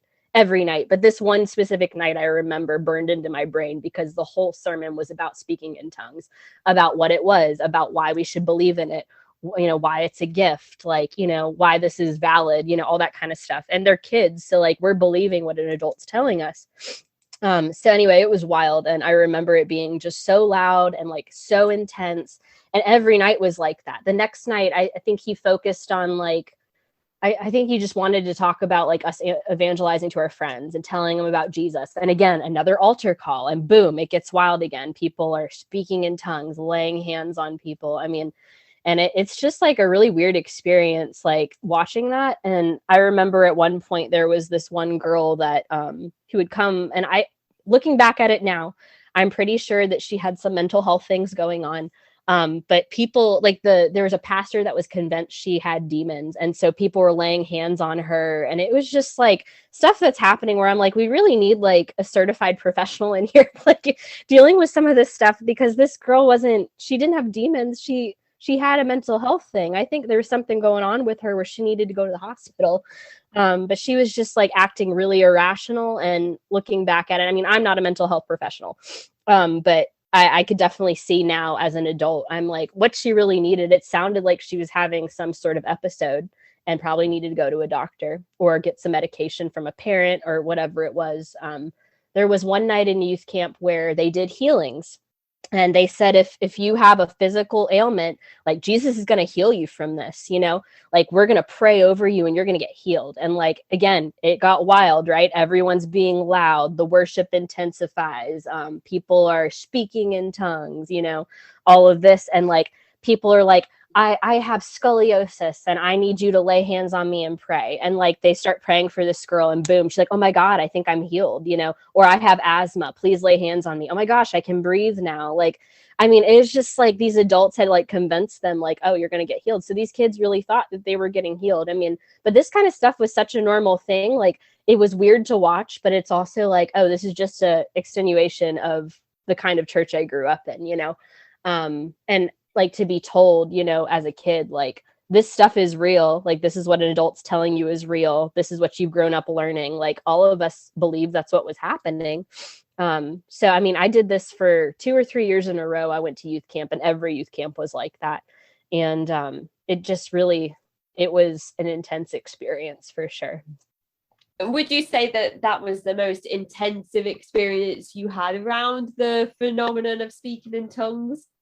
I would say so, yeah. Like I had seen it in like the adult church before, but not to that extent. I think it felt more real to me too at the time because these were kids my age, these are kids I went to school with, they're kids I went to church with, they're kids that were, like just normal average Joes like I was. So I was like, oh my God, like this is really happening. But now as an adult, I look back at it and I'm like, I can't like, that definitely was not what was happening. That was, people preying on kids' emotions. Mm-hmm, mm-hmm. And when you're told like you're this sinful person, like, over and over again, we're told like, Jesus died on the cross for your sins. Like he didn't have to pay that price, but you are a sinful being. You were born into the world with sin. You're not a good person. You need to ask God for repentance. And like, every day you're going to continue to sin. So you have to continue doing this, and you continue breaking God's heart every single time you do that. So like when you're told that over and over again, and then you go to, youth camp and you're told some more about that and how, oh my God, like if you ask Jesus into your life, like that's what he wants, and then you do that. And it's like, okay, now you're getting the gift of whatever it is, speaking in tongues. Like, I mean, you really think that's the truth, but it was definitely the most powerful experience at that point in time when I was a kid, but especially at the Pentecostal level, because that's honestly what people think of when they think of Pentecostal is speaking in tongues and raising your hands and all that kind of stuff. So it was intense though, especially as a child. Did you get the gift at any point? No, I didn't ever get the gift. I did pray over people and all that kind of stuff, but I never got the gift. A lot of my like peers and stuff were they claim they had the gift. And like I heard them talking and all that kind of stuff, but like it's just gibberish. That's all it is. There's this really funny TikTok my sister sent me the other day, and it was so funny. I'll have to send it to you. I'll have to send you the link, but she and I like grew up in a Christian fundamentalist church where speaking in tongues was normal. And it's this guy saying like, we lived in a fundamentalist church and we believed it was normal. And one Sunday, I decided that I was going to speak in tongues because I'm extra. And I knew that it was going to happen before I went to church. And so at church during the service, I started saying Shamala Hamala, and then everyone said, oh my God, it's happening. And then everyone else is saying Shamala Hamala. I'm like, that's the kind of stuff that would happen though. I have to send it to you. It's so funny. But yeah, I was dying and I'm like, this is literally our upbringing. Like that's how it happened. Those are the best stories where people are like, well, I did get the gift, but I kind of pretended because I felt pressured into it, and I just wanted people to stop looking at me. So I started saying things in gibberish and then they left me alone. It's pretty much how it happens, I think. Or people just start spouting off gibberish and think, oh, like I'm really speaking in tongues right now. Like, don't know what I'm saying, but God's given me that. And it's like, I think you're just kind of speaking in gibberish. Like, you know? Yeah. So speaking in tongues is definitely one of those things I think of when we talk about Pentecostalism. And then things like being drunk on the Holy Spirit or falling over with the Holy Spirit. A lot of that for sure. And then casting out demons is another thing, which you mentioned briefly before about the young girl that you thought might be suffering with ill mental health. And was that something that was practiced in your general church? No, casting out demons wasn't really something that I experienced. That was the first and only time I ever experienced something like that. But lay hands on her, like she's got a demon, like we need out, and of course nothing happened, but like I think she was having a psychotic episode of some kind in retrospect based on all of the symptoms. And she probably needs some medical attention. I think it was probably, the music was loud. Think about if you're dealing with something like that, the music's loud, people are screaming and yelling. Like, that could warrant some, like even just a panic attack if you're a kid that has anxiety, I think there was something else going on there and people were convinced that's what it was, Music does strange things to people as well, which is of course why it's often used in a lot of these settings. Not always in a bad way. Music is a powerful tool to incite all different types of emotions and experiences.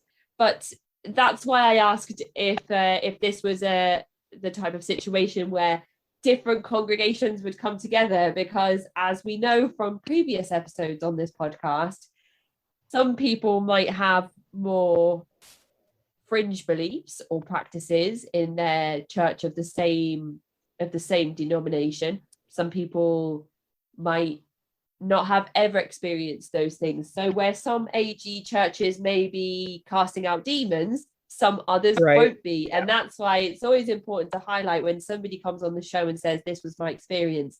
A lot of the YouTube comments I get defending that church or that group or that movement or whatever it is that we're discussing will say things like, well, I've been in this church for 20 years and I've never experienced anything like that. Well, I went to a couple of services and my experiences were generally quite positive. So we always like to highlight that these experiences are subjective to the individual and their particular group and congregation in their particular part of the world that could be completely different from 5-10 minutes down the road. Oh yeah, absolutely. And with the AG Church, there is literally over 13,000 across the US. So like, I mean, every experience is going to be different. It's mostly, the only thing I can really like, you know, trace all of them back to the beliefs is that 16 fundamental truths. So how those are interpreted, or not how they're interpreted, but like how they're like, I guess, put into practice. Yeah, how they're put into practice is going to be different. So I mean, what I experienced in youth camp might be way different than what someone else experienced. But definitely the speaking in tongues, though, they definitely, like, that's a big thing. So that part should not be too uncommon for most people in the AG Church. And you mentioned a little bit about faith healing as well, which I know is something else that is often associated with Pentecostalism. And when we talk about those more fringe beliefs, you've got things like snakes and so that's other very strange things. Yeah. Pentecostal holiness is associated more with the snake worship stuff. I have never once in my entire life ever seen or experienced something like that in the AG Church. I know about it. I've heard about it. I've never seen it. And that's something where people, when they talk about Pentecostal holiness, which is another sect of Pentecostalism, that's where you see that kind of stuff a little bit more. Not to say that couldn't have happened in an AG church, but it never happened in my experience in all the years that I was a part of it. So, but people do think about that kind of stuff for sure when they think of Pentecostalism, because it is a little bit more extreme. So we've talked a little bit about your upbringing in the church, different experiences that you've had, relationships with peers, friends and family inside the church, outside the church. You mentioned that when you are in your particular church, it was never wine that was given. It was just like juice. It's like a small cup of like squash. So is alcohol something that's generally restricted within the church or frowned upon, or something that you're asked to use in moderation? I think, again, that varies by family. My family never, like, we weren't into drinking. My mom told me that there's no reason to drink. We don't need to drink. Her parents didn't drink. So that was never a big thing. At our church, I know that they gave juice, but I know other churches do wine. So some families, like, I think most of the families that I grew up around, like the kids, their parents either didn't drink, or they would have, like, you know, at an event or something, like a birthday party, they might have a glass of wine or a beer or something, but it wasn't like completely off limits. It was only like if you're underage and that kind of stuff. So they never not once did I ever see alcohol served at any events or anything like that, and never had an adult that condoned that kind of behavior. But like, I definitely had friends that had parents that would drink on occasion, you know? So yeah, I think that was just a preference thing from my church. But a lot of churches do serve wine during communion. Like, it's just a tiny little sip anyway, just a tiny bit, just in remembrance of, you know, Jesus dying on the cross or something. So are you restricted with things like relationships? Are you encouraged to like date inside the church? I think you've mentioned that there should be no sex within relationships before marriage, and you said that the youth church especially is usually split between age and gender, so I'm guessing that those relationships within the church are expected to consist of one man and one woman. Yes, they were not big on anything same-sex, homosexuality, anything like that. Youth group was co-ed, though. I mean, it was girls and boys that were there together. So we saw people all the time where, like, oh, they're dating someone new in the church or whatever.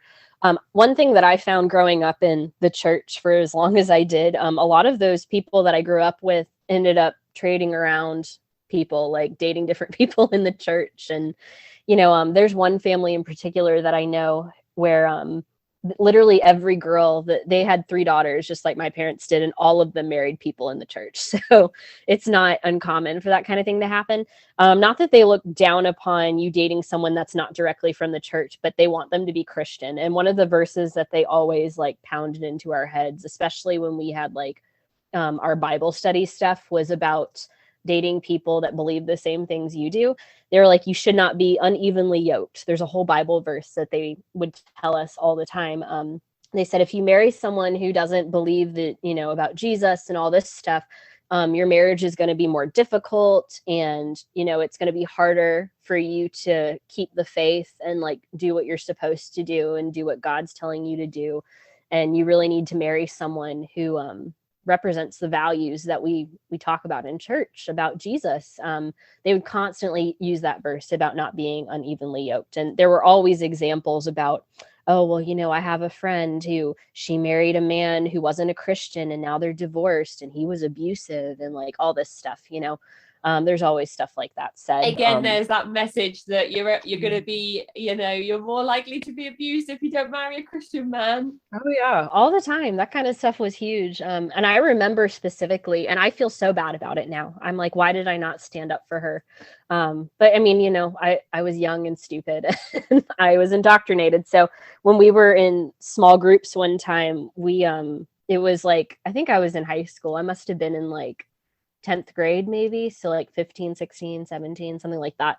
And we were in groups, we were talking about relationships and dating, and there was one girl in the group in particular who she had been dating this guy for almost a year, who was not a Christian, that she met at school. And everyone, like, they kind of just like ganged up on her, and they were talking about all the stuff that you should be doing. You need to date someone who belongs to the church and all this. And they were like, yeah, well, she's not dating someone who's Christian. And, like, they just started ganging up on her, being like, you're going to end up divorced. You're going to end up like in a bad relationship. Like, this guy is terrible for you. And even the adults were acting that way. And this poor girl, like, I mean, I don't think I ever saw her come back to small groups after that. And I wouldn't have either.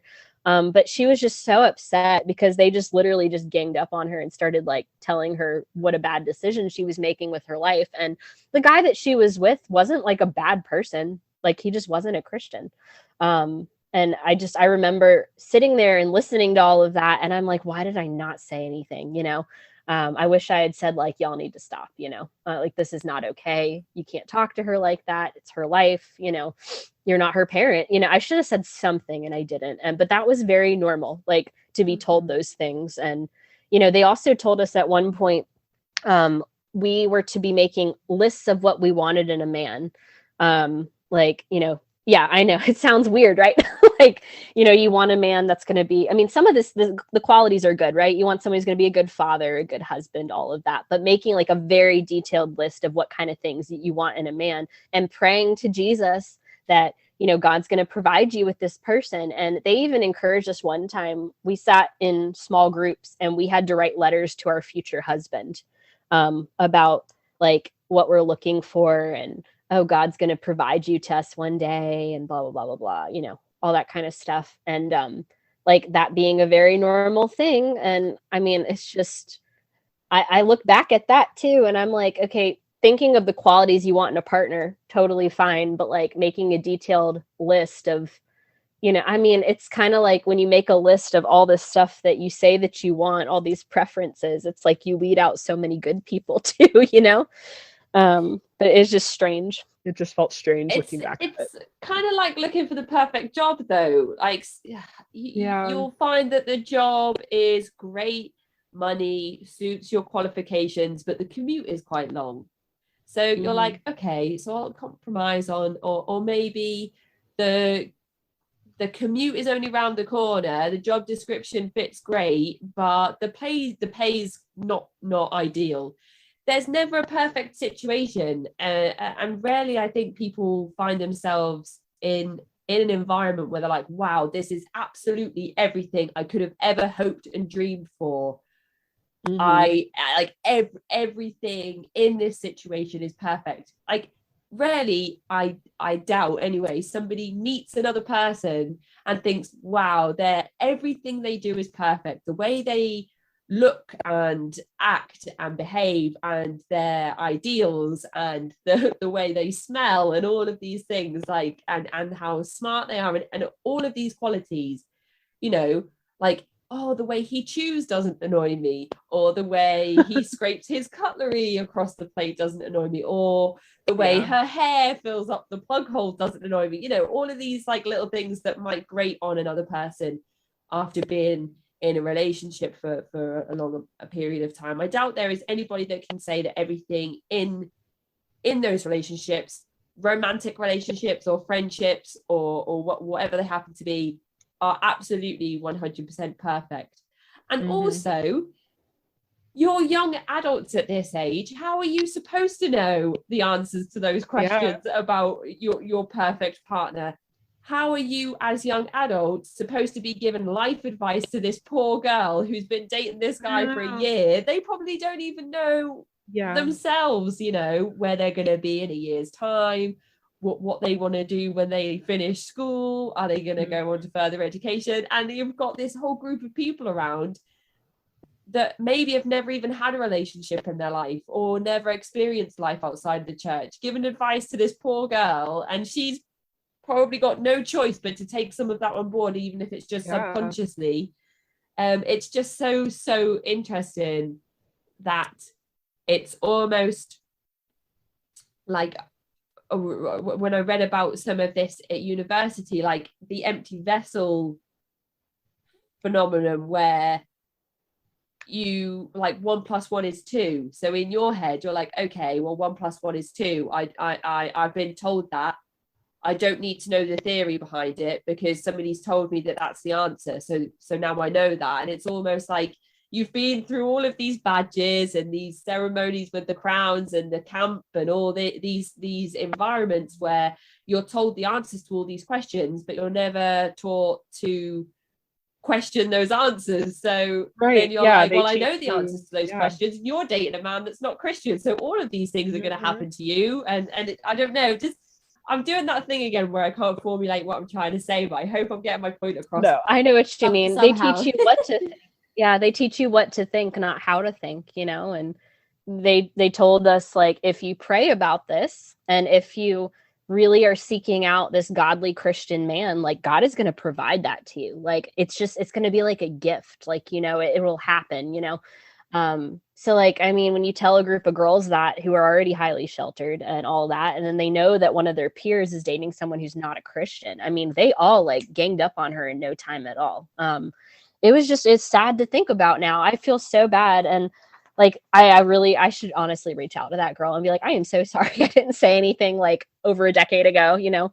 And she and I are still friends on Facebook, so I'm sure that she remembers. But she's you should speak to her and ask her if she would be interested in giving us her insight on that experience, even if it's just in written form, so that we can go back to the listeners and say, this is how that moment felt for her, being told these things, and the reaction that she had to that, and then the decisions that she made following that, whether it was just to never go back to that group again, or whether it was to distance herself, unfortunately, from that partner at the time, or whatever it was. But it'd be really, really interesting to know the outcome from that particular event, because then we've got it from you as a sort of witness to that event, and her as the person being almost attacked, I would say, on some level. And that wasn't the only time that kind of stuff ever happened. I could talk about other stuff too. There were lots of things that happened in small groups and were said in small groups that really should have been reported to a parent or to a professional or to the authorities, and like nothing was ever said because, you know, people believed what these adults were telling them and no one questioned it. I'm sorry, I got away from your question though. We were talking about, was it dating? Is that what it was? Yeah, just relationships and inside the church. So in addition to that, being told about like what kind of person you should be dating and that kind of stuff, they were very, very against homosexuality. There's a verse in the Bible that was quoted all the time. And I mean, there's many verses that I could pull out about how those who practice homosexuality will not inherit God's kingdom, meaning you will go to hell if you are, into the same sex or whatever. So I mean, we were told that from the beginning. And back when I was growing up, that was a much more hot topic than it is now. I feel like in this day and age, people are much more accepting of that kind of stuff. And even churches, like you'll go to churches where they are like totally fine with it, and they're affirming of all of those things, and then you have churches that are very much against it. I don't see my church or the church that I grew up in ever being like that ever. And that to me is kind of sad, because I feel like even now, like there are people that would identify as Christian who are living this kind of lifestyle that they say, but they are not attracted to the opposite sex, and I'm like, does that mean that they're not going to heaven, even though they're doing what it is that you're telling them they need to do?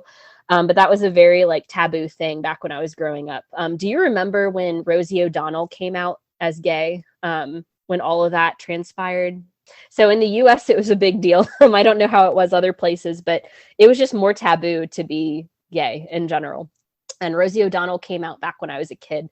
And I remember everyone talking about it and how bad it was. And like, it was just very taboo. If you had that same-sex attraction, you didn't talk about it because you didn't want people like saying anything to you.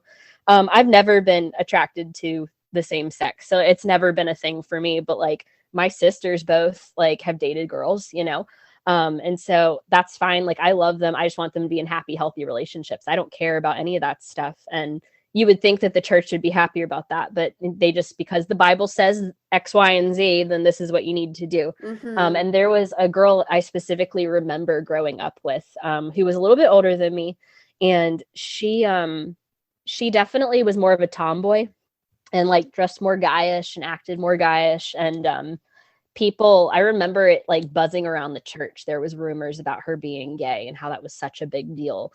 And then, she graduated high school and met this guy at church. I think she went to a Christian college, but I can't remember for sure. But she met a guy and almost immediately got married and had a kid. And now she has identified as transgender. She's divorced, like all this stuff. But that's a much more accepted thing now, I feel like, than how it was then. Because then people were like, really like, oh my God, is she gay? And I don't see that church ever being accepting of anyone who practices what they believe is wrong, according to the Bible.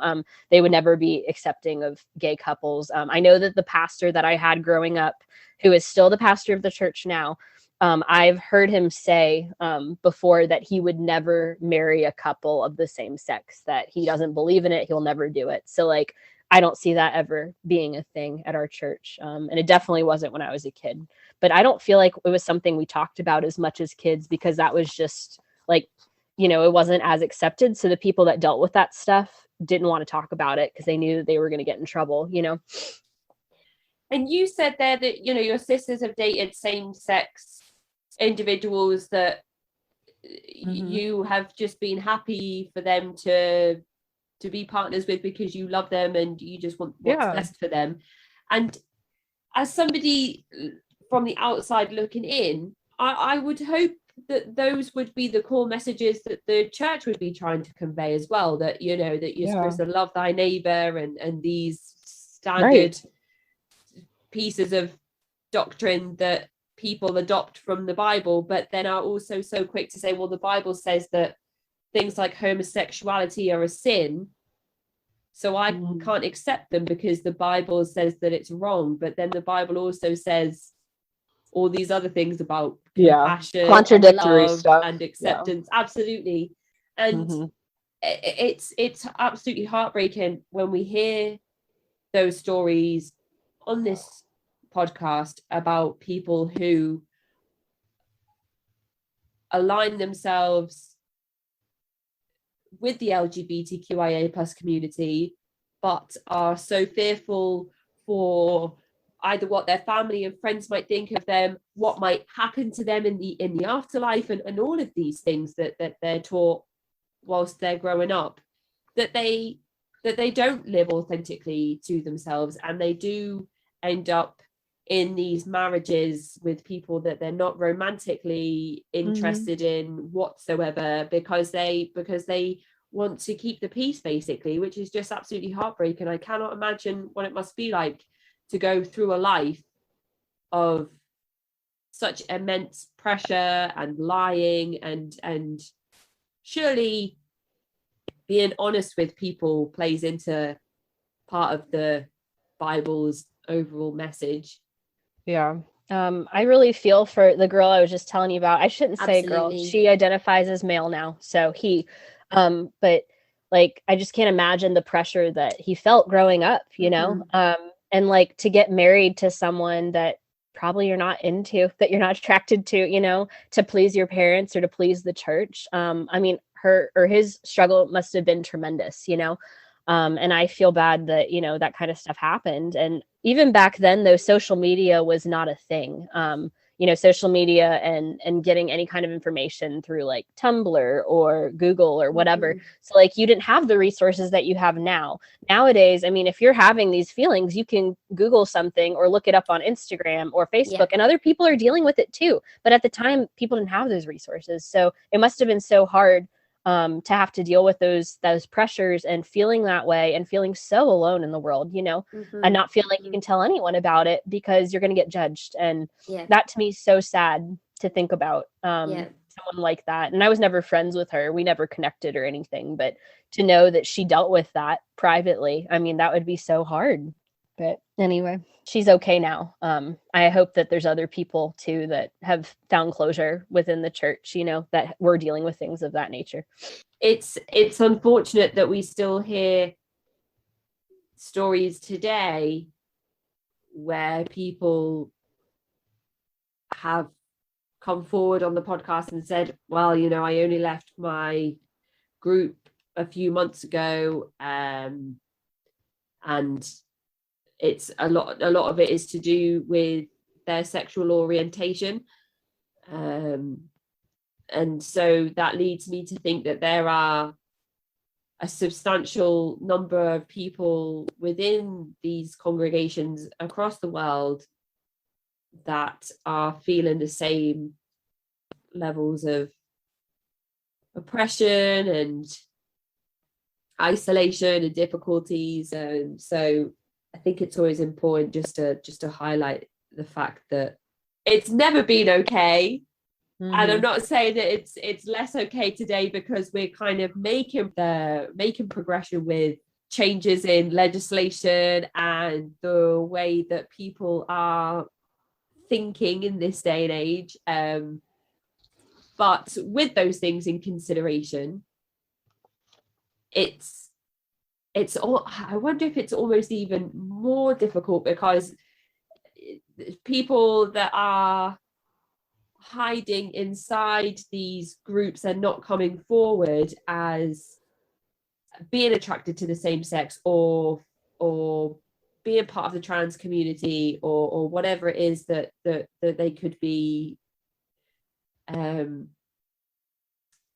experiencing.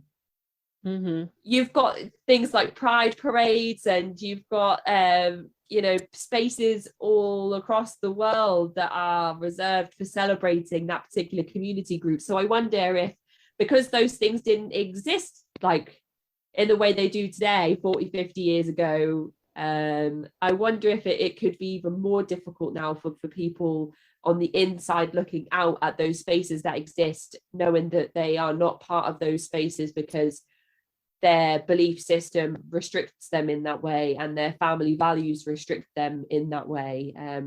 So yeah, just another thought that I can't manage to form. No, I understand where you're coming from for sure. It's got to be difficult. But I think what's also interesting though is how much they limit that kind of stuff. Like, oh, you can't date the same sex. It's wrong. You know, you have to date someone who's a Christian. There were so many marriages that fell apart that, you know, that I know of personally from the church that I grew up in, for other reasons. And they had nothing to do with that stuff. And in the Bible, they say that the only way that divorce is okay is if cheating is taking place. And even then you need to do everything you can to avoid that, you know. But there were definitely all that kind of stuff was happening in the church, you know, amongst different partners. And that to me, I feel like once you've made a legal commitment to someone, If you're in a closed relationship and you're married and this is what you believe, you shouldn't be cheating on your partner. Like, you know, and that to me is a much bigger deal than if you happen to meet someone of the same sex that you're attracted to, who treats you right, and you're living this quote unquote godly Christian life. Like, who cares? Like, you know, if you're happy and you're healthy, you know, like, why does it matter? And that is another thing. That's a thought I had earlier, and something that I've mentioned before as well. You're absolutely right. A lot of the time, the guests we speak on the show who are members of the LGBTQIA plus community will often say, I felt like I was on a spiritual journey, and I would say to God, why have you made me attracted to the same sex? If it's wrong, that doesn't make sense to me. I can't, you know, I've been, and then they go through baptisms and things to try and, you know, to try and be closer to God and to push down those feelings that they're having towards the same sex. But because it's not a lifestyle choice, and I've said in another interview, it's like me turning around one day and saying, oh, I've decided to be vegan. It's not, you can't just it's not just a decision that somebody can make, you know, and then they can't just decide one day to be attracted to the same sex, which I think is often a misconception with a lot of these insular community groups that say, well, she's chosen to be gay or he's chosen to be gay or whatever. So it was a thought I had earlier when we were talking about modesty and how women should dress a certain way, should wear their hair a certain way. Men are expected to dress kind of, you know, with things like Jehovah's Witnesses and Mormonism, they're supposed to dress, you know, kind of like in their Sunday best and things like that. But what about people that perhaps can't afford those clothes and perhaps can't live in like nice houses with kept gardens and be as modest on the outside as they are on the inside? I put in inverted commas again. So, or air quotes again. Yeah. If people are, say, they don't have enough money to access the things that might make them look presentable in the way that the church thinks they should be, does that make them less holy? Does that mean that their relationship with their chosen deity suffers because they can't be that level of presentable? Or I know what I mean in my mind, and I think I've said it before on the show, but it's kind of similar to the relationship question that we posed, that we've been discussing at length. Like, if you are attracted to the same sex, does that mean that you're less holy in yourself? If you can't be as modest as somebody else, does that mean that you're less holy in yourself? Like, all of these things are like circumstantial, and I feel like it's not fair to just say like, well, they can't be good Christians because they don't dress a certain way, and they can't be good Christians because they're attracted to the same sex. Right, exactly. It's very black and white, right? Even though it seems like really gray. Like, it's, you know, they constantly being told we're these sinful, horrible beings, but then, oh, like, God loves you. You're, you know, like, you're a gift from God. And, you know, it's, and I'm like, okay, so you're telling me I need to do this, but it just seems contradictory. We're supposed to love everyone as they are, but then, you know, oh, well, this person, it's hard. And I feel like so much stuff happened in the church that was just as bad as anything else they would deem bad. You know, we had a few cheating scandals within our pastors that happened when I was going to that church. And it's like, those people didn't always get held accountable for things. And I'm like, that's not okay. There was one point, I don't think we've talked about Master's Commission, have we? Have I brought that up? No. Master's Commission, that's a whole other can of worms. I never was part of Master's Commission, so I can only speak to what I saw, but there's a program, another AG program called Master's Commission, and it's kind of, the best way I can think to describe it is it's kind of like an internship. Usually the kids that join, they usually want to either work in the church, they know for sure they want to work in the church, or they aren't sure what they want to do after they graduate high school. And so they decide like, oh, well, I'm just going to do this for a while until I can figure it out. They call it like a discipleship program. It lasts like a year or two, depending on how you sign up. It's about the same cost as what a semester or a year or two of college would cost. So it's like the same equivalent. But they house you, and you have to take Bible classes, and you have to basically just do whatever the church says for this length of time, because you're interning with them.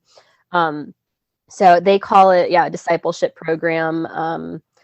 Trying to find the exact wording here.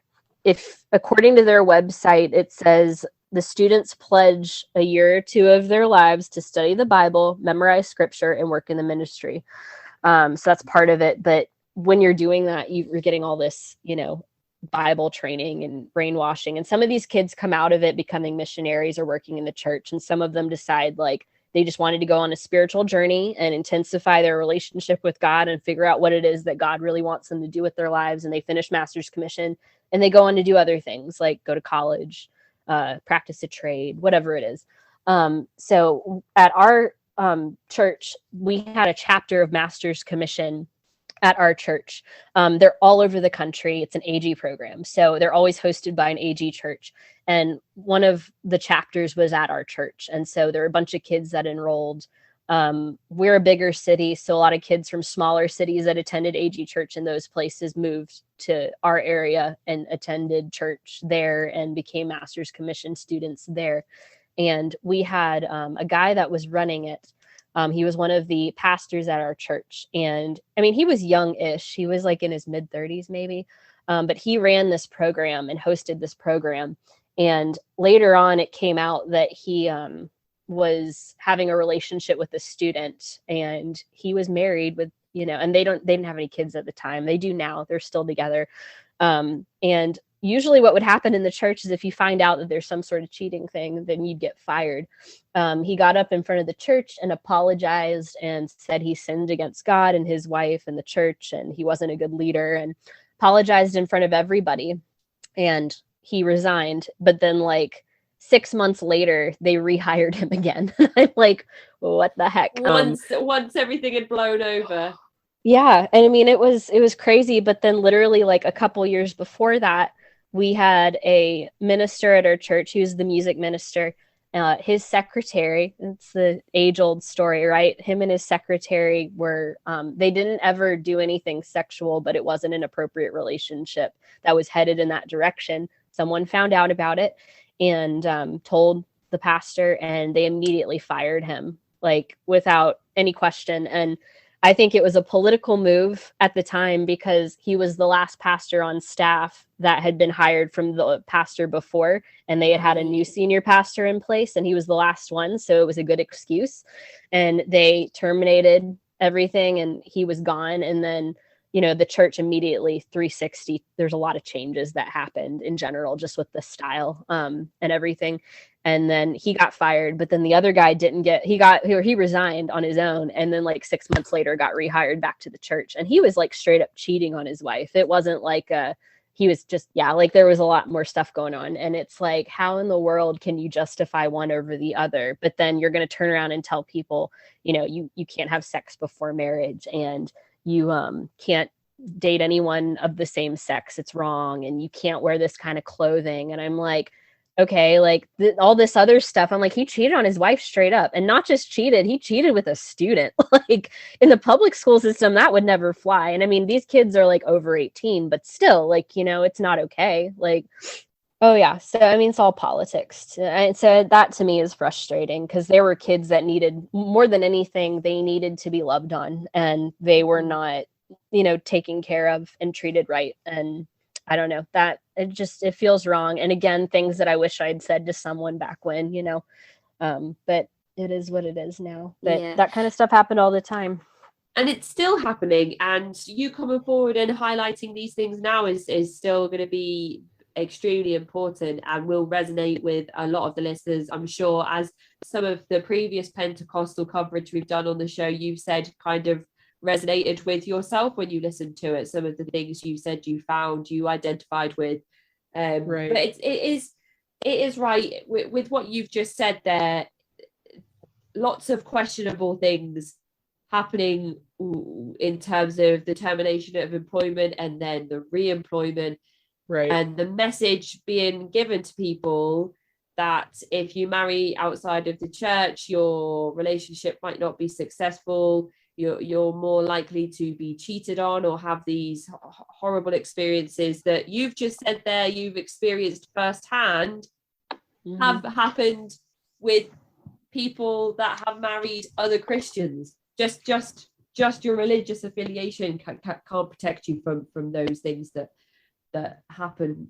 Is that your partner? Yeah, it's my fiance. He's just being goofy. He wanted to see if he was just checking on me, but he was making goofy faces. I'm sure he's probably heard all of this before, hasn't he? So that's a little bit. He told me, he's like, I feel like you tell me all the time, like whenever I say something and like you don't know a movie reference. Like this is another thing. Like I wasn't allowed to ever like watch secular movies and stuff like that, or secular music, and I was just so sheltered. Like sometimes he mentions pop culture references that I have no idea what he's talking about, So I say stuff and I'm like, I have no idea what that is. And he's like, you haven't seen this movie? Or, oh my God, you don't know this band? And I'm like, no, like I can't possibly catch up on like 20 years worth of stuff, So like I say stuff like that. And to him, it's like, oh, Cameron just isn't into this. And it's like, no. Cameron grew up in a cult, So for him, I think he told me he wants to listen to this podcast because he says he'll feel like he has better insight into what kind of stuff I dealt with, because he was not there for it at all. He has no idea, and he didn't grow up in a religious background at all. He had a very normal, like charmed life growing up with a happy family and a sister, and they're very nice people. So I think for him, this will be good because then he'll be able to see it more. Because I'm happy to talk about it, but where do you even start? Like, experience like that. Yeah, so. And we only have a chat for a couple of hours on this show, but there's always, I always say, oh, we've only scratched the surface. But it must be quite exciting for him in some ways when he has his favorite film franchises and TV series and books, and he's like, you've never seen this film series? That's what we're doing this week. We're going to sit down and we're going to binge all of these things that I love, because you've got no reference to say whether you And some things I feel like I'm so far behind on at this point, like it won't mean the same thing that it would when I was a kid. Like I used to be an English teacher before I did hair.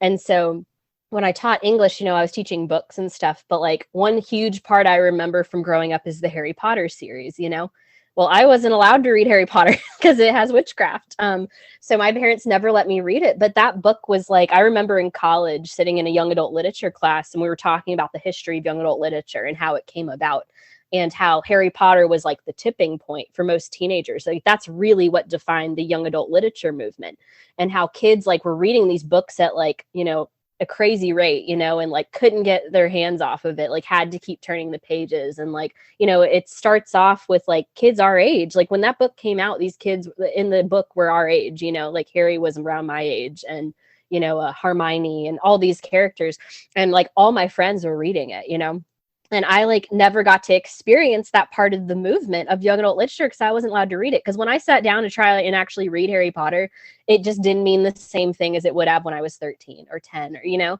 So some of this stuff, it's like I've gotten caught up on a lot of things, but some things I feel like I've missed the boat. Like, I just can't, like, I can love Harry Potter, but not in the way I would when I was 13, where I fell in love with books. You know what I mean? Like, so it's just different now. But like stuff that you didn't think would impact you, or it does. Like everyone talks about like, all these bands. Like I remember when Evanescence came, you remember Evanescence, and they came out, Bring Me to Life. My God, I saw them in concert a few years ago. They're awesome. But when I was a kid though, like that song Bring Me to Life was huge. Like it had just come out. Everyone was singing it. I remember getting on my computer and downloading, Kazaa. You remember Kazaa? Yeah, like burning CDs and stuff. Like I'm really showing my age here because now it's like, with us it was LimeWire. I don't know. LimeWire. Yep. I downloaded it and burned it onto a CD with some, other songs that I liked. And my parents saw that I downloaded it and researched the band. And I mean, they're very gothic and, looking and all that. And so they looked up her and they looked up the song lyrics. Like, nope, you can't listen to it. Throw out the CD, and like, that's how they were like, and so there were bands where I never got to explore past, the initial, I guess, whatever was popular at the time. but I'm like, I missed out on so many things. It's so sad. But I remember that specifically because I was so mad because I loved the song, had no idea what it meant or anything like that. But it wasn't like a bad song, you know? But yeah, like I've missed so many things now as an adult. I think a lot of us at the time didn't really know what the song meant. It was just like a banger. Yeah, catchy. So everybody would be singing it. Mm-hmm. But you obviously you are making up for lost time in some aspects because you just mentioned there that you went to see them in concert. Yeah. Like as an adult now, like, I mean, I can appreciate things to some extent. Like, you know, as an adult, I listened to Evanescence. Didn't listen to it as a kid. I really didn't even know who they were until I graduated. There's you probably heard of Katy Perry, right? Katy Perry grew up in a very fundamentalist Christian church, and she talks about how she didn't know any major bands, even now as a pop culture icon. She's like, I knew none of that stuff until after high school because I was so sheltered. She's like, I think I only really knew the Beatles is what I read somewhere. She's like, that was the only band I knew. And I'm like, I can identify with that. Like I had no idea. It's like when you hear about celebrities that had those types of upbringings and you're thinking, well, how did they even like realize that they had an interest in music or like were, you know, picked up instruments quickly? And it's because her parents encouraged her to take part in church related activities that were that involved singing in the church choir and playing in the church band and traveling with the church group that went to perform in other schools and stuff. So it's definitely interesting when you hear about those famous people that you think, wow, she's so commercial. She must have got all of her influences from other commercial artists that she knew while she was growing up. But no, not quite so much. Right, exactly. But yeah, I had a sheltered upbringing, and once in a while it shows when I'm trying to watch movies or something with my fiance Aaron. But yeah, it's funny. We've been through almost all of the questions now. One of the things I did want to go over before we kind of move on to how, why, and when you left the church is any notable memories or experiences that you had during your time in the church that you wanted to mention. Now, you've talked a little bit about the LGBT community and people that you know that were in the church that would have fallen into that community group. You've spoken a little bit about some dodgy dealings with some pastors and infidelity. I didn't know if they were the types of experiences that you would have mentioned, or if there are any other experiences that you may have made a note of that you wanted to discuss.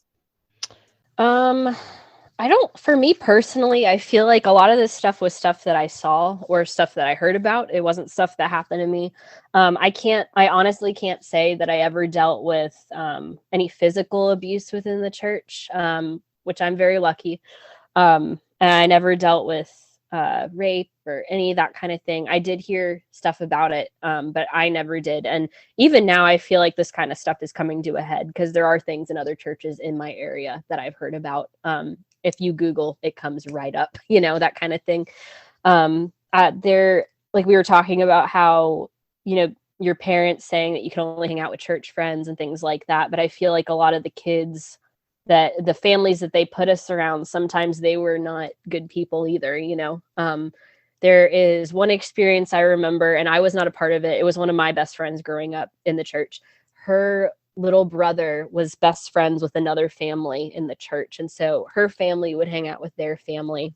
And she told me about how years and years and years later, as an adult, how her brother told her that one of the kid that he would hang out with was like touching him inappropriately and doing stuff like that. And I mean, that was not the first time I'd heard of things like that.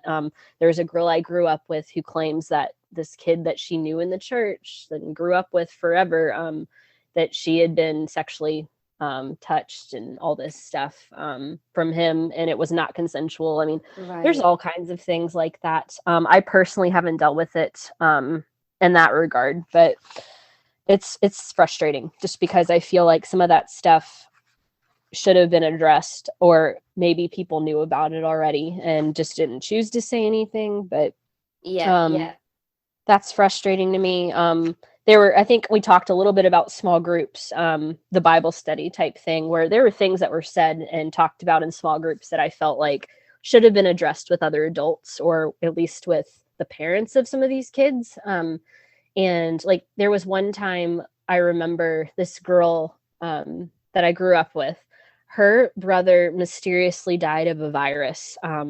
I should send you the link to the news article because this was like years and years ago, but it's still all over. But she had a little brother and a little sister, and her little brother went to school one day and caught some sort of virus. It was just a random virus. It wasn't anything special. It wasn't like COVID, or the flu. It was just a normal virus, but it attacked his heart. And he died like within a week. Like it was just one of those random cases. It could have been anyone. Like there might be 1,000 kids that get sick with a virus, and it's just the random one kid who gets a bad spout of it. So it was a very random thing. No one saw it coming. He was extremely healthy. It attacked his heart. His immune system couldn't get to it, whatever, and he died. And I remember her coming to church and coming to small groups like months after this happened. And she's about my age.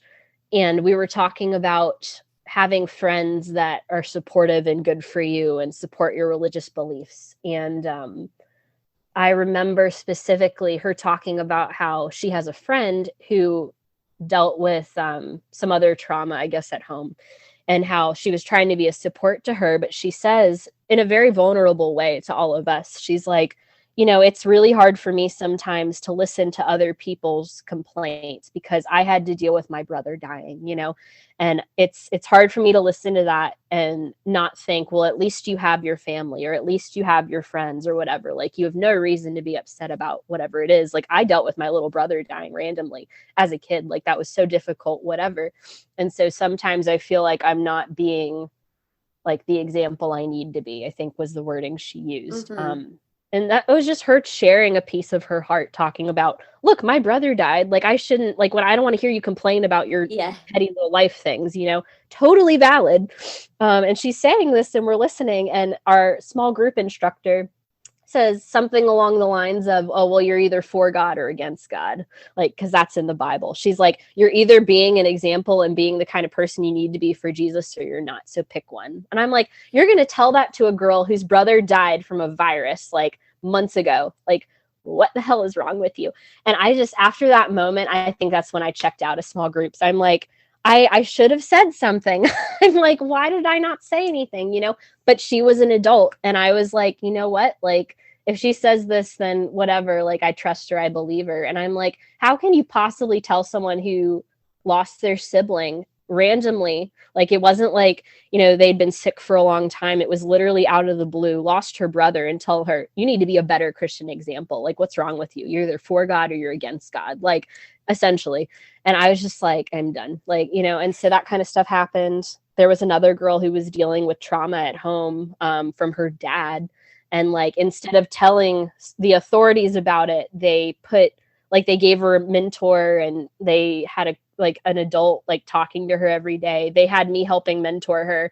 And I'm like, all I could think was, why are we not talking to like a social worker about this? Yeah. Yeah. And even now, like, I mean, we're friends on Facebook. She's a sweet girl. She's messaged me actually like a few months ago. She messaged me and was just like, hey, I just want to let you know that I was thinking about you. Like, I hope you're doing well, whatever.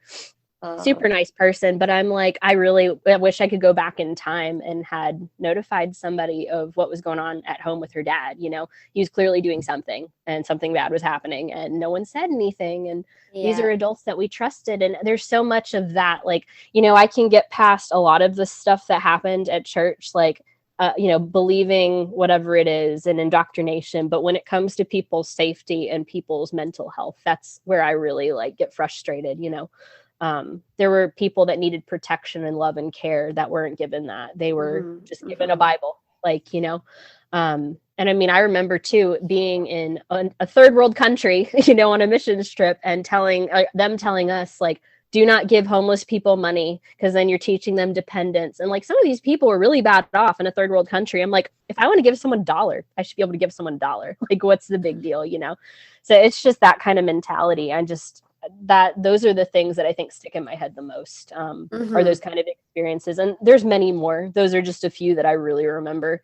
So it's just frustrating stuff that I could see. It's unfortunate about the messages that are being given to your friend suffering at home and your friend who lost her brother, because it would be, I think it might almost be natural for them to be questioning their relationship with God at that point when those things are happening to them, if they feel like they are good Christians, but they have had these awful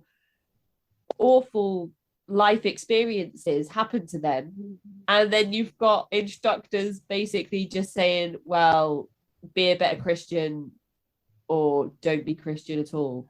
Awful, like one awful message to give to somebody who's thinking, why would God take my brother away from me in the first place? Right. I remember going home that night and telling my mom about it. And I was like, you won't believe what my small group leader said to this girl. I'm not going to give her name because I don't want to violate her privacy, but she, I said this, she won't believe what she said to her. And I told my mom the whole thing and she agreed with me. She was like, that's awful. I would never have said that to someone whose brother had just died a few months ago. That's horrible. And I'm like, thank you. Like, I'm not the only one who feels that way. And like, my mom believes, the same things as she did. But I'm like, if someone else identifies with that and who is a devout Christian, I'm like, there's something wrong here, So it's really sad. Back to, you were talking about homosexuality. There were several times where, I wasn't there for it. My youngest sister was.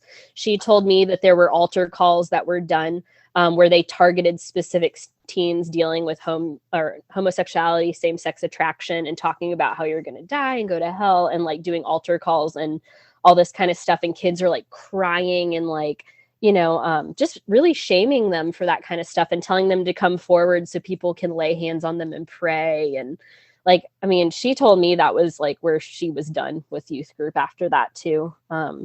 So, it's that kind of stuff happens a lot. Apparently it's just not something I saw as frequently growing up because it wasn't something that was discussed.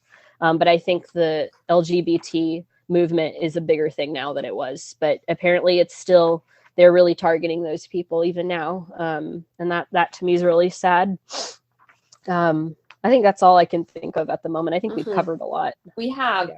So that leads me on nicely to the next part where I ask you, when, why, and how did you finally decide to leave the church? There was a moment where I was in college and I was very active in the church for years and years and years. A lot of people kind of after high school, if they don't want to be a part of it, they quit going. I still stayed very active and very like true to the faith and all that. 'Cause I believed that, if I'm doing this, like I have a purpose, like I have a greater purpose, like this is what I'm called to do, so after I graduated high school for a couple years after that, I stayed with it. And when I was in college, and I had been praying, like I had been told to pray for the perfect man and all this stuff. And there was a guy that I met who, he didn't come from an AG church, but he was part of a fundamentalist Christian evangelical church. So very much similar to the same values that I held and, mission sending base and all that kind of stuff. And he and I started chatting. He was in the military, but he was telling me all the things that I had been wanting to hear all those years, about how like, oh, like you're the person God has like told me to be with, and like we're going to be together, and Jesus wants us to be together, and I've been praying for you my whole life. Like all this stuff that I had literally been told almost verbatim from adults in my life. And so I really thought that he was going to be the person I'd marry. And he went off to, I think it was Afghanistan or Iraq. I can't remember now. That was so long ago. But he did his deployment there. And a couple of weeks before he got back, he broke up with me, which breakups happen all the time. That's not like the defining moment I lost my faith or anything. But I had found out that in the middle of all of that stuff, he was talking to other women and all this kind of thing. And I think at that point I'd seen so many other things. Like after that moment, I was like, I literally did everything that was told of me. For what I was told, I like said that your mission in life is to be a wife and a mother and live a godly life and all this stuff. And this man was telling me all the things that I had really been praying for all those years. And then to find out it was all a lie, So after we had dated, I think it was almost a year and a half. At that point, when we broke up, I just, it felt like everything I'd been told was wrong on top of all the other things, because my sister had dealt with a lot of things in the church too, which she honestly, when I told her I was going to be on a podcast, she's like, let me tell her about my experiences. So like she has a lot to talk about too, but she dealt with a lot of trauma within the church too. She was placed in a lot of dangerous situations with people she thought she trusted. And so I had experienced and seen some of that stuff. And I was like, well, if she had been doing what she's supposed to do, it wouldn't have happened, And then as an adult looking back, I'm like, why weren't adults like stepping in and saying something or doing something and all of that. And on top of that, and then feeling like, everything I did was never enough, and I just, at that point, I'm like, this is not for me. Like, if Jesus is a real person, and if he really is the Son of God, and if he really did die on the cross for my sins, and he really does love me unconditionally, I'm like, why am I living in such a way that I'm judging other people? I'm not like, getting the blessings that I've been told I would get for living this Christian life. Like, and why are the people that I care about and love having to suffer this way, So at that point I was like, that's what really made me question. And I think it was the accumulation of all of that. So I just quit going to church. I was done. And that was that for me. And I do hang out with some of those people still. Some of my friends, I've got a few close friends that I still talk to that have left the church as well. And some people that are still active in the church, and they know where I stand, It's not like I've been shunned. I can still walk in there or anything. But, some of those people are very active still, and some of them are not. And I still have friends from the church that I grew up with and who still live here. But at that point, I was over it. And I told my parents that too. I'm like, I'm done trying to live this life. And, my parents, I don't think, are in the happiest marriage, but they think they're doing what God told them to do, and divorce isn't right, and they're never going to break up. And, there's lots of other families like that. And so I don't know.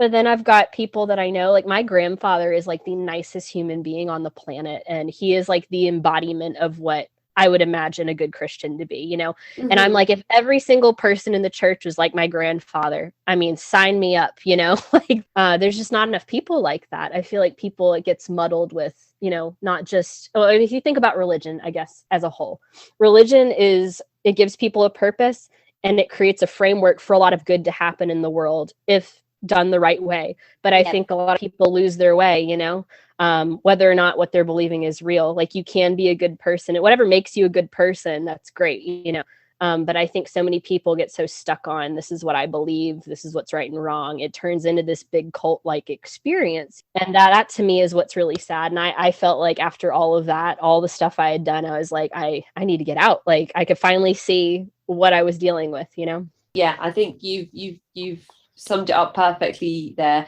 And what a great thing to happen to your mind for you to take that step back and be like, hang on a minute, why do I want to be involved in something that is making people in my life miserable, that isn't doing all of the, like, why am I don't want to judge people. I don't want that to be part of my everyday life. Why am I in a place that encourages that type of thinking, that encourages that type of behavior? So what an amazing thing for your mind to do, because I imagine that there are so many people that go through life with that ingrained in them, that they don't even take a minute to think, this isn't kind, this isn't nice, I don't want to be this way. So that's really interesting that you had those moments of clarity, and I'm glad that you did, because now you're sitting here speaking with me today, and you, as you mentioned, you're in a happy relationship with somebody outside the church. You've got your 3 stepsons. So you've gone from being in a female-dominated house to a very much male-dominated house, and being on the other end of that. Very different. Boys are so not to be like, boys can't act like girls and vice versa, whatever it is, gender stuff, but like they're all boy, like in general. So it's like they care about like video games and Fortnite and sports, and I'm like, I do hair and makeup. Like I don't know any of this stuff. So I'm constantly getting schooled in boy stuff all the time. But like, if any of them was to come to you and have an interest in those things, then you'd be there to support them with that, which is absolutely fantastic. One thing I've noticed about having a son is that they're just so busy all the time. They never stop. He's always busy. He's like, oh, this toy, and then this toy, and then this toy, and then climb up on this sofa, and then climb up on this table, and then go back over to this toy. And he just doesn't stop.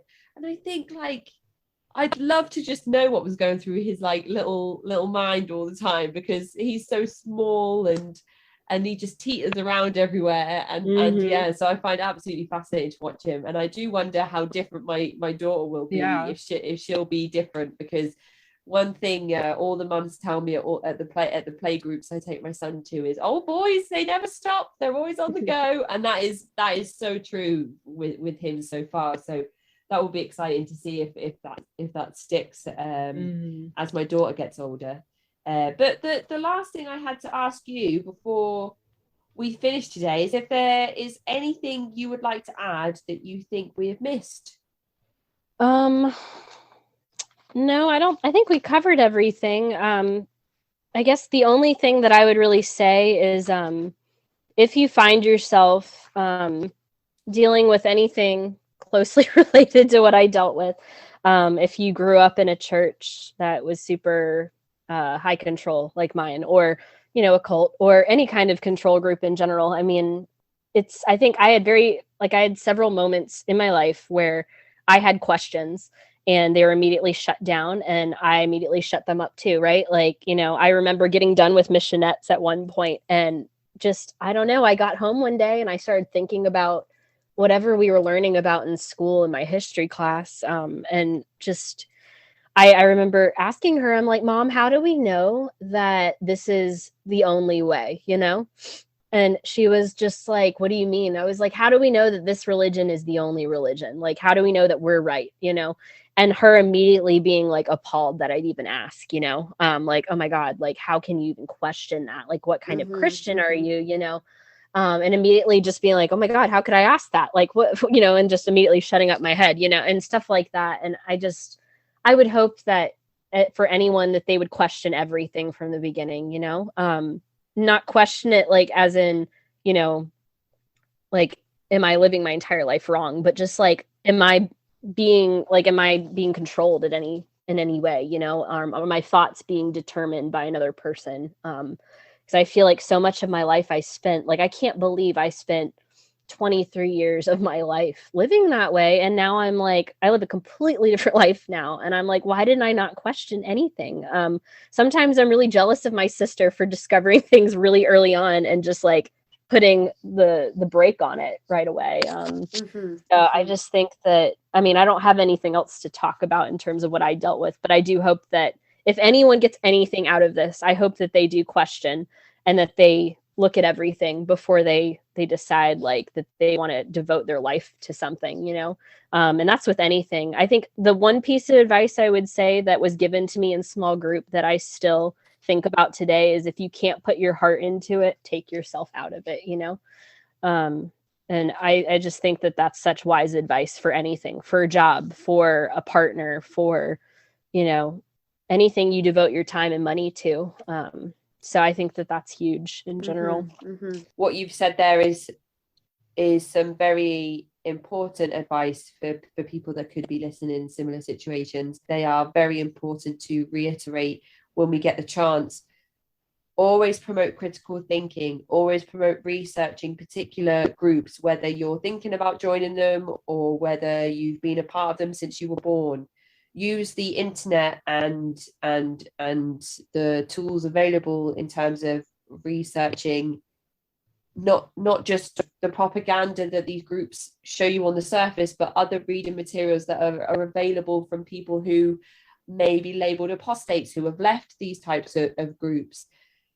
Read as much as you can, and always question. If you second guess something, if you feel like something is a red flag, if you have any seed of doubt, then explore that further. There's nothing wrong with that. There's nothing wrong with having a thought and pursuing it to see where it takes you.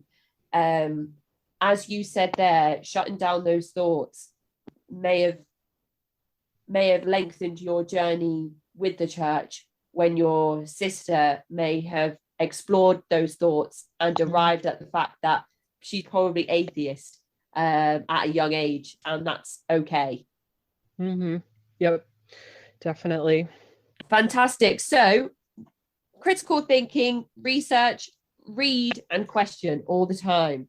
That's what we're ended on today, and I think that's sound great advice, Cameron. So thank you so much for coming on the show today, for telling us about your life in the church and life outside of the church, which has led you to this wonderful relationship, and that you are fine, happy and healthy outside of your high demand and controlling group, and a great example of what may lie on the outside of one of these groups. So thank you so much for your time today, Cameron, for coming and joining us. I really, really appreciate you coming and sharing your story. Absolutely. Thank you so much for having me today and for listening to my story. But yeah, I really enjoy your podcast, and I'm glad that I was able to contribute. Absolutely. Yeah, I'm going to go off now, and I'm going to watch me some Jesus Camp. You should. It's only like an hour and a half, so it's really interesting. Yeah, I think it's on YouTube or something. It's written here on my to-do list, Jesus Camp. So that's going to be me for the rest of the evening. So thank you so much, Cameron. I really hope you enjoy the rest of your day. You too. You have a good night. Bye-bye. Bye. That is the end of this week's episode. If you'd like to get in touch, you can find me at cultvaultpodcast@gmail.com or find me on Twitter and Instagram at cultvaultpod. I'm your speaker, Casey, and this has been the Cult Vault.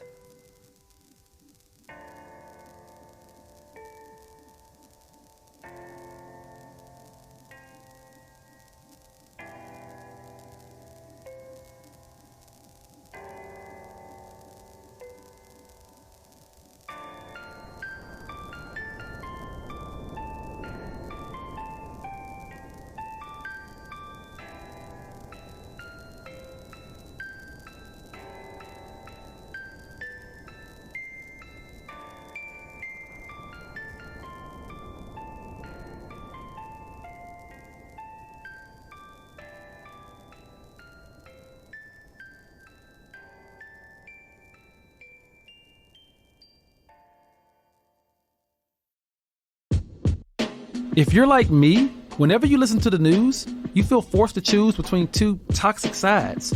But people are more complicated. They don't fit neatly into just two groups, and media should reflect that. That's where the Lost Debate steps in.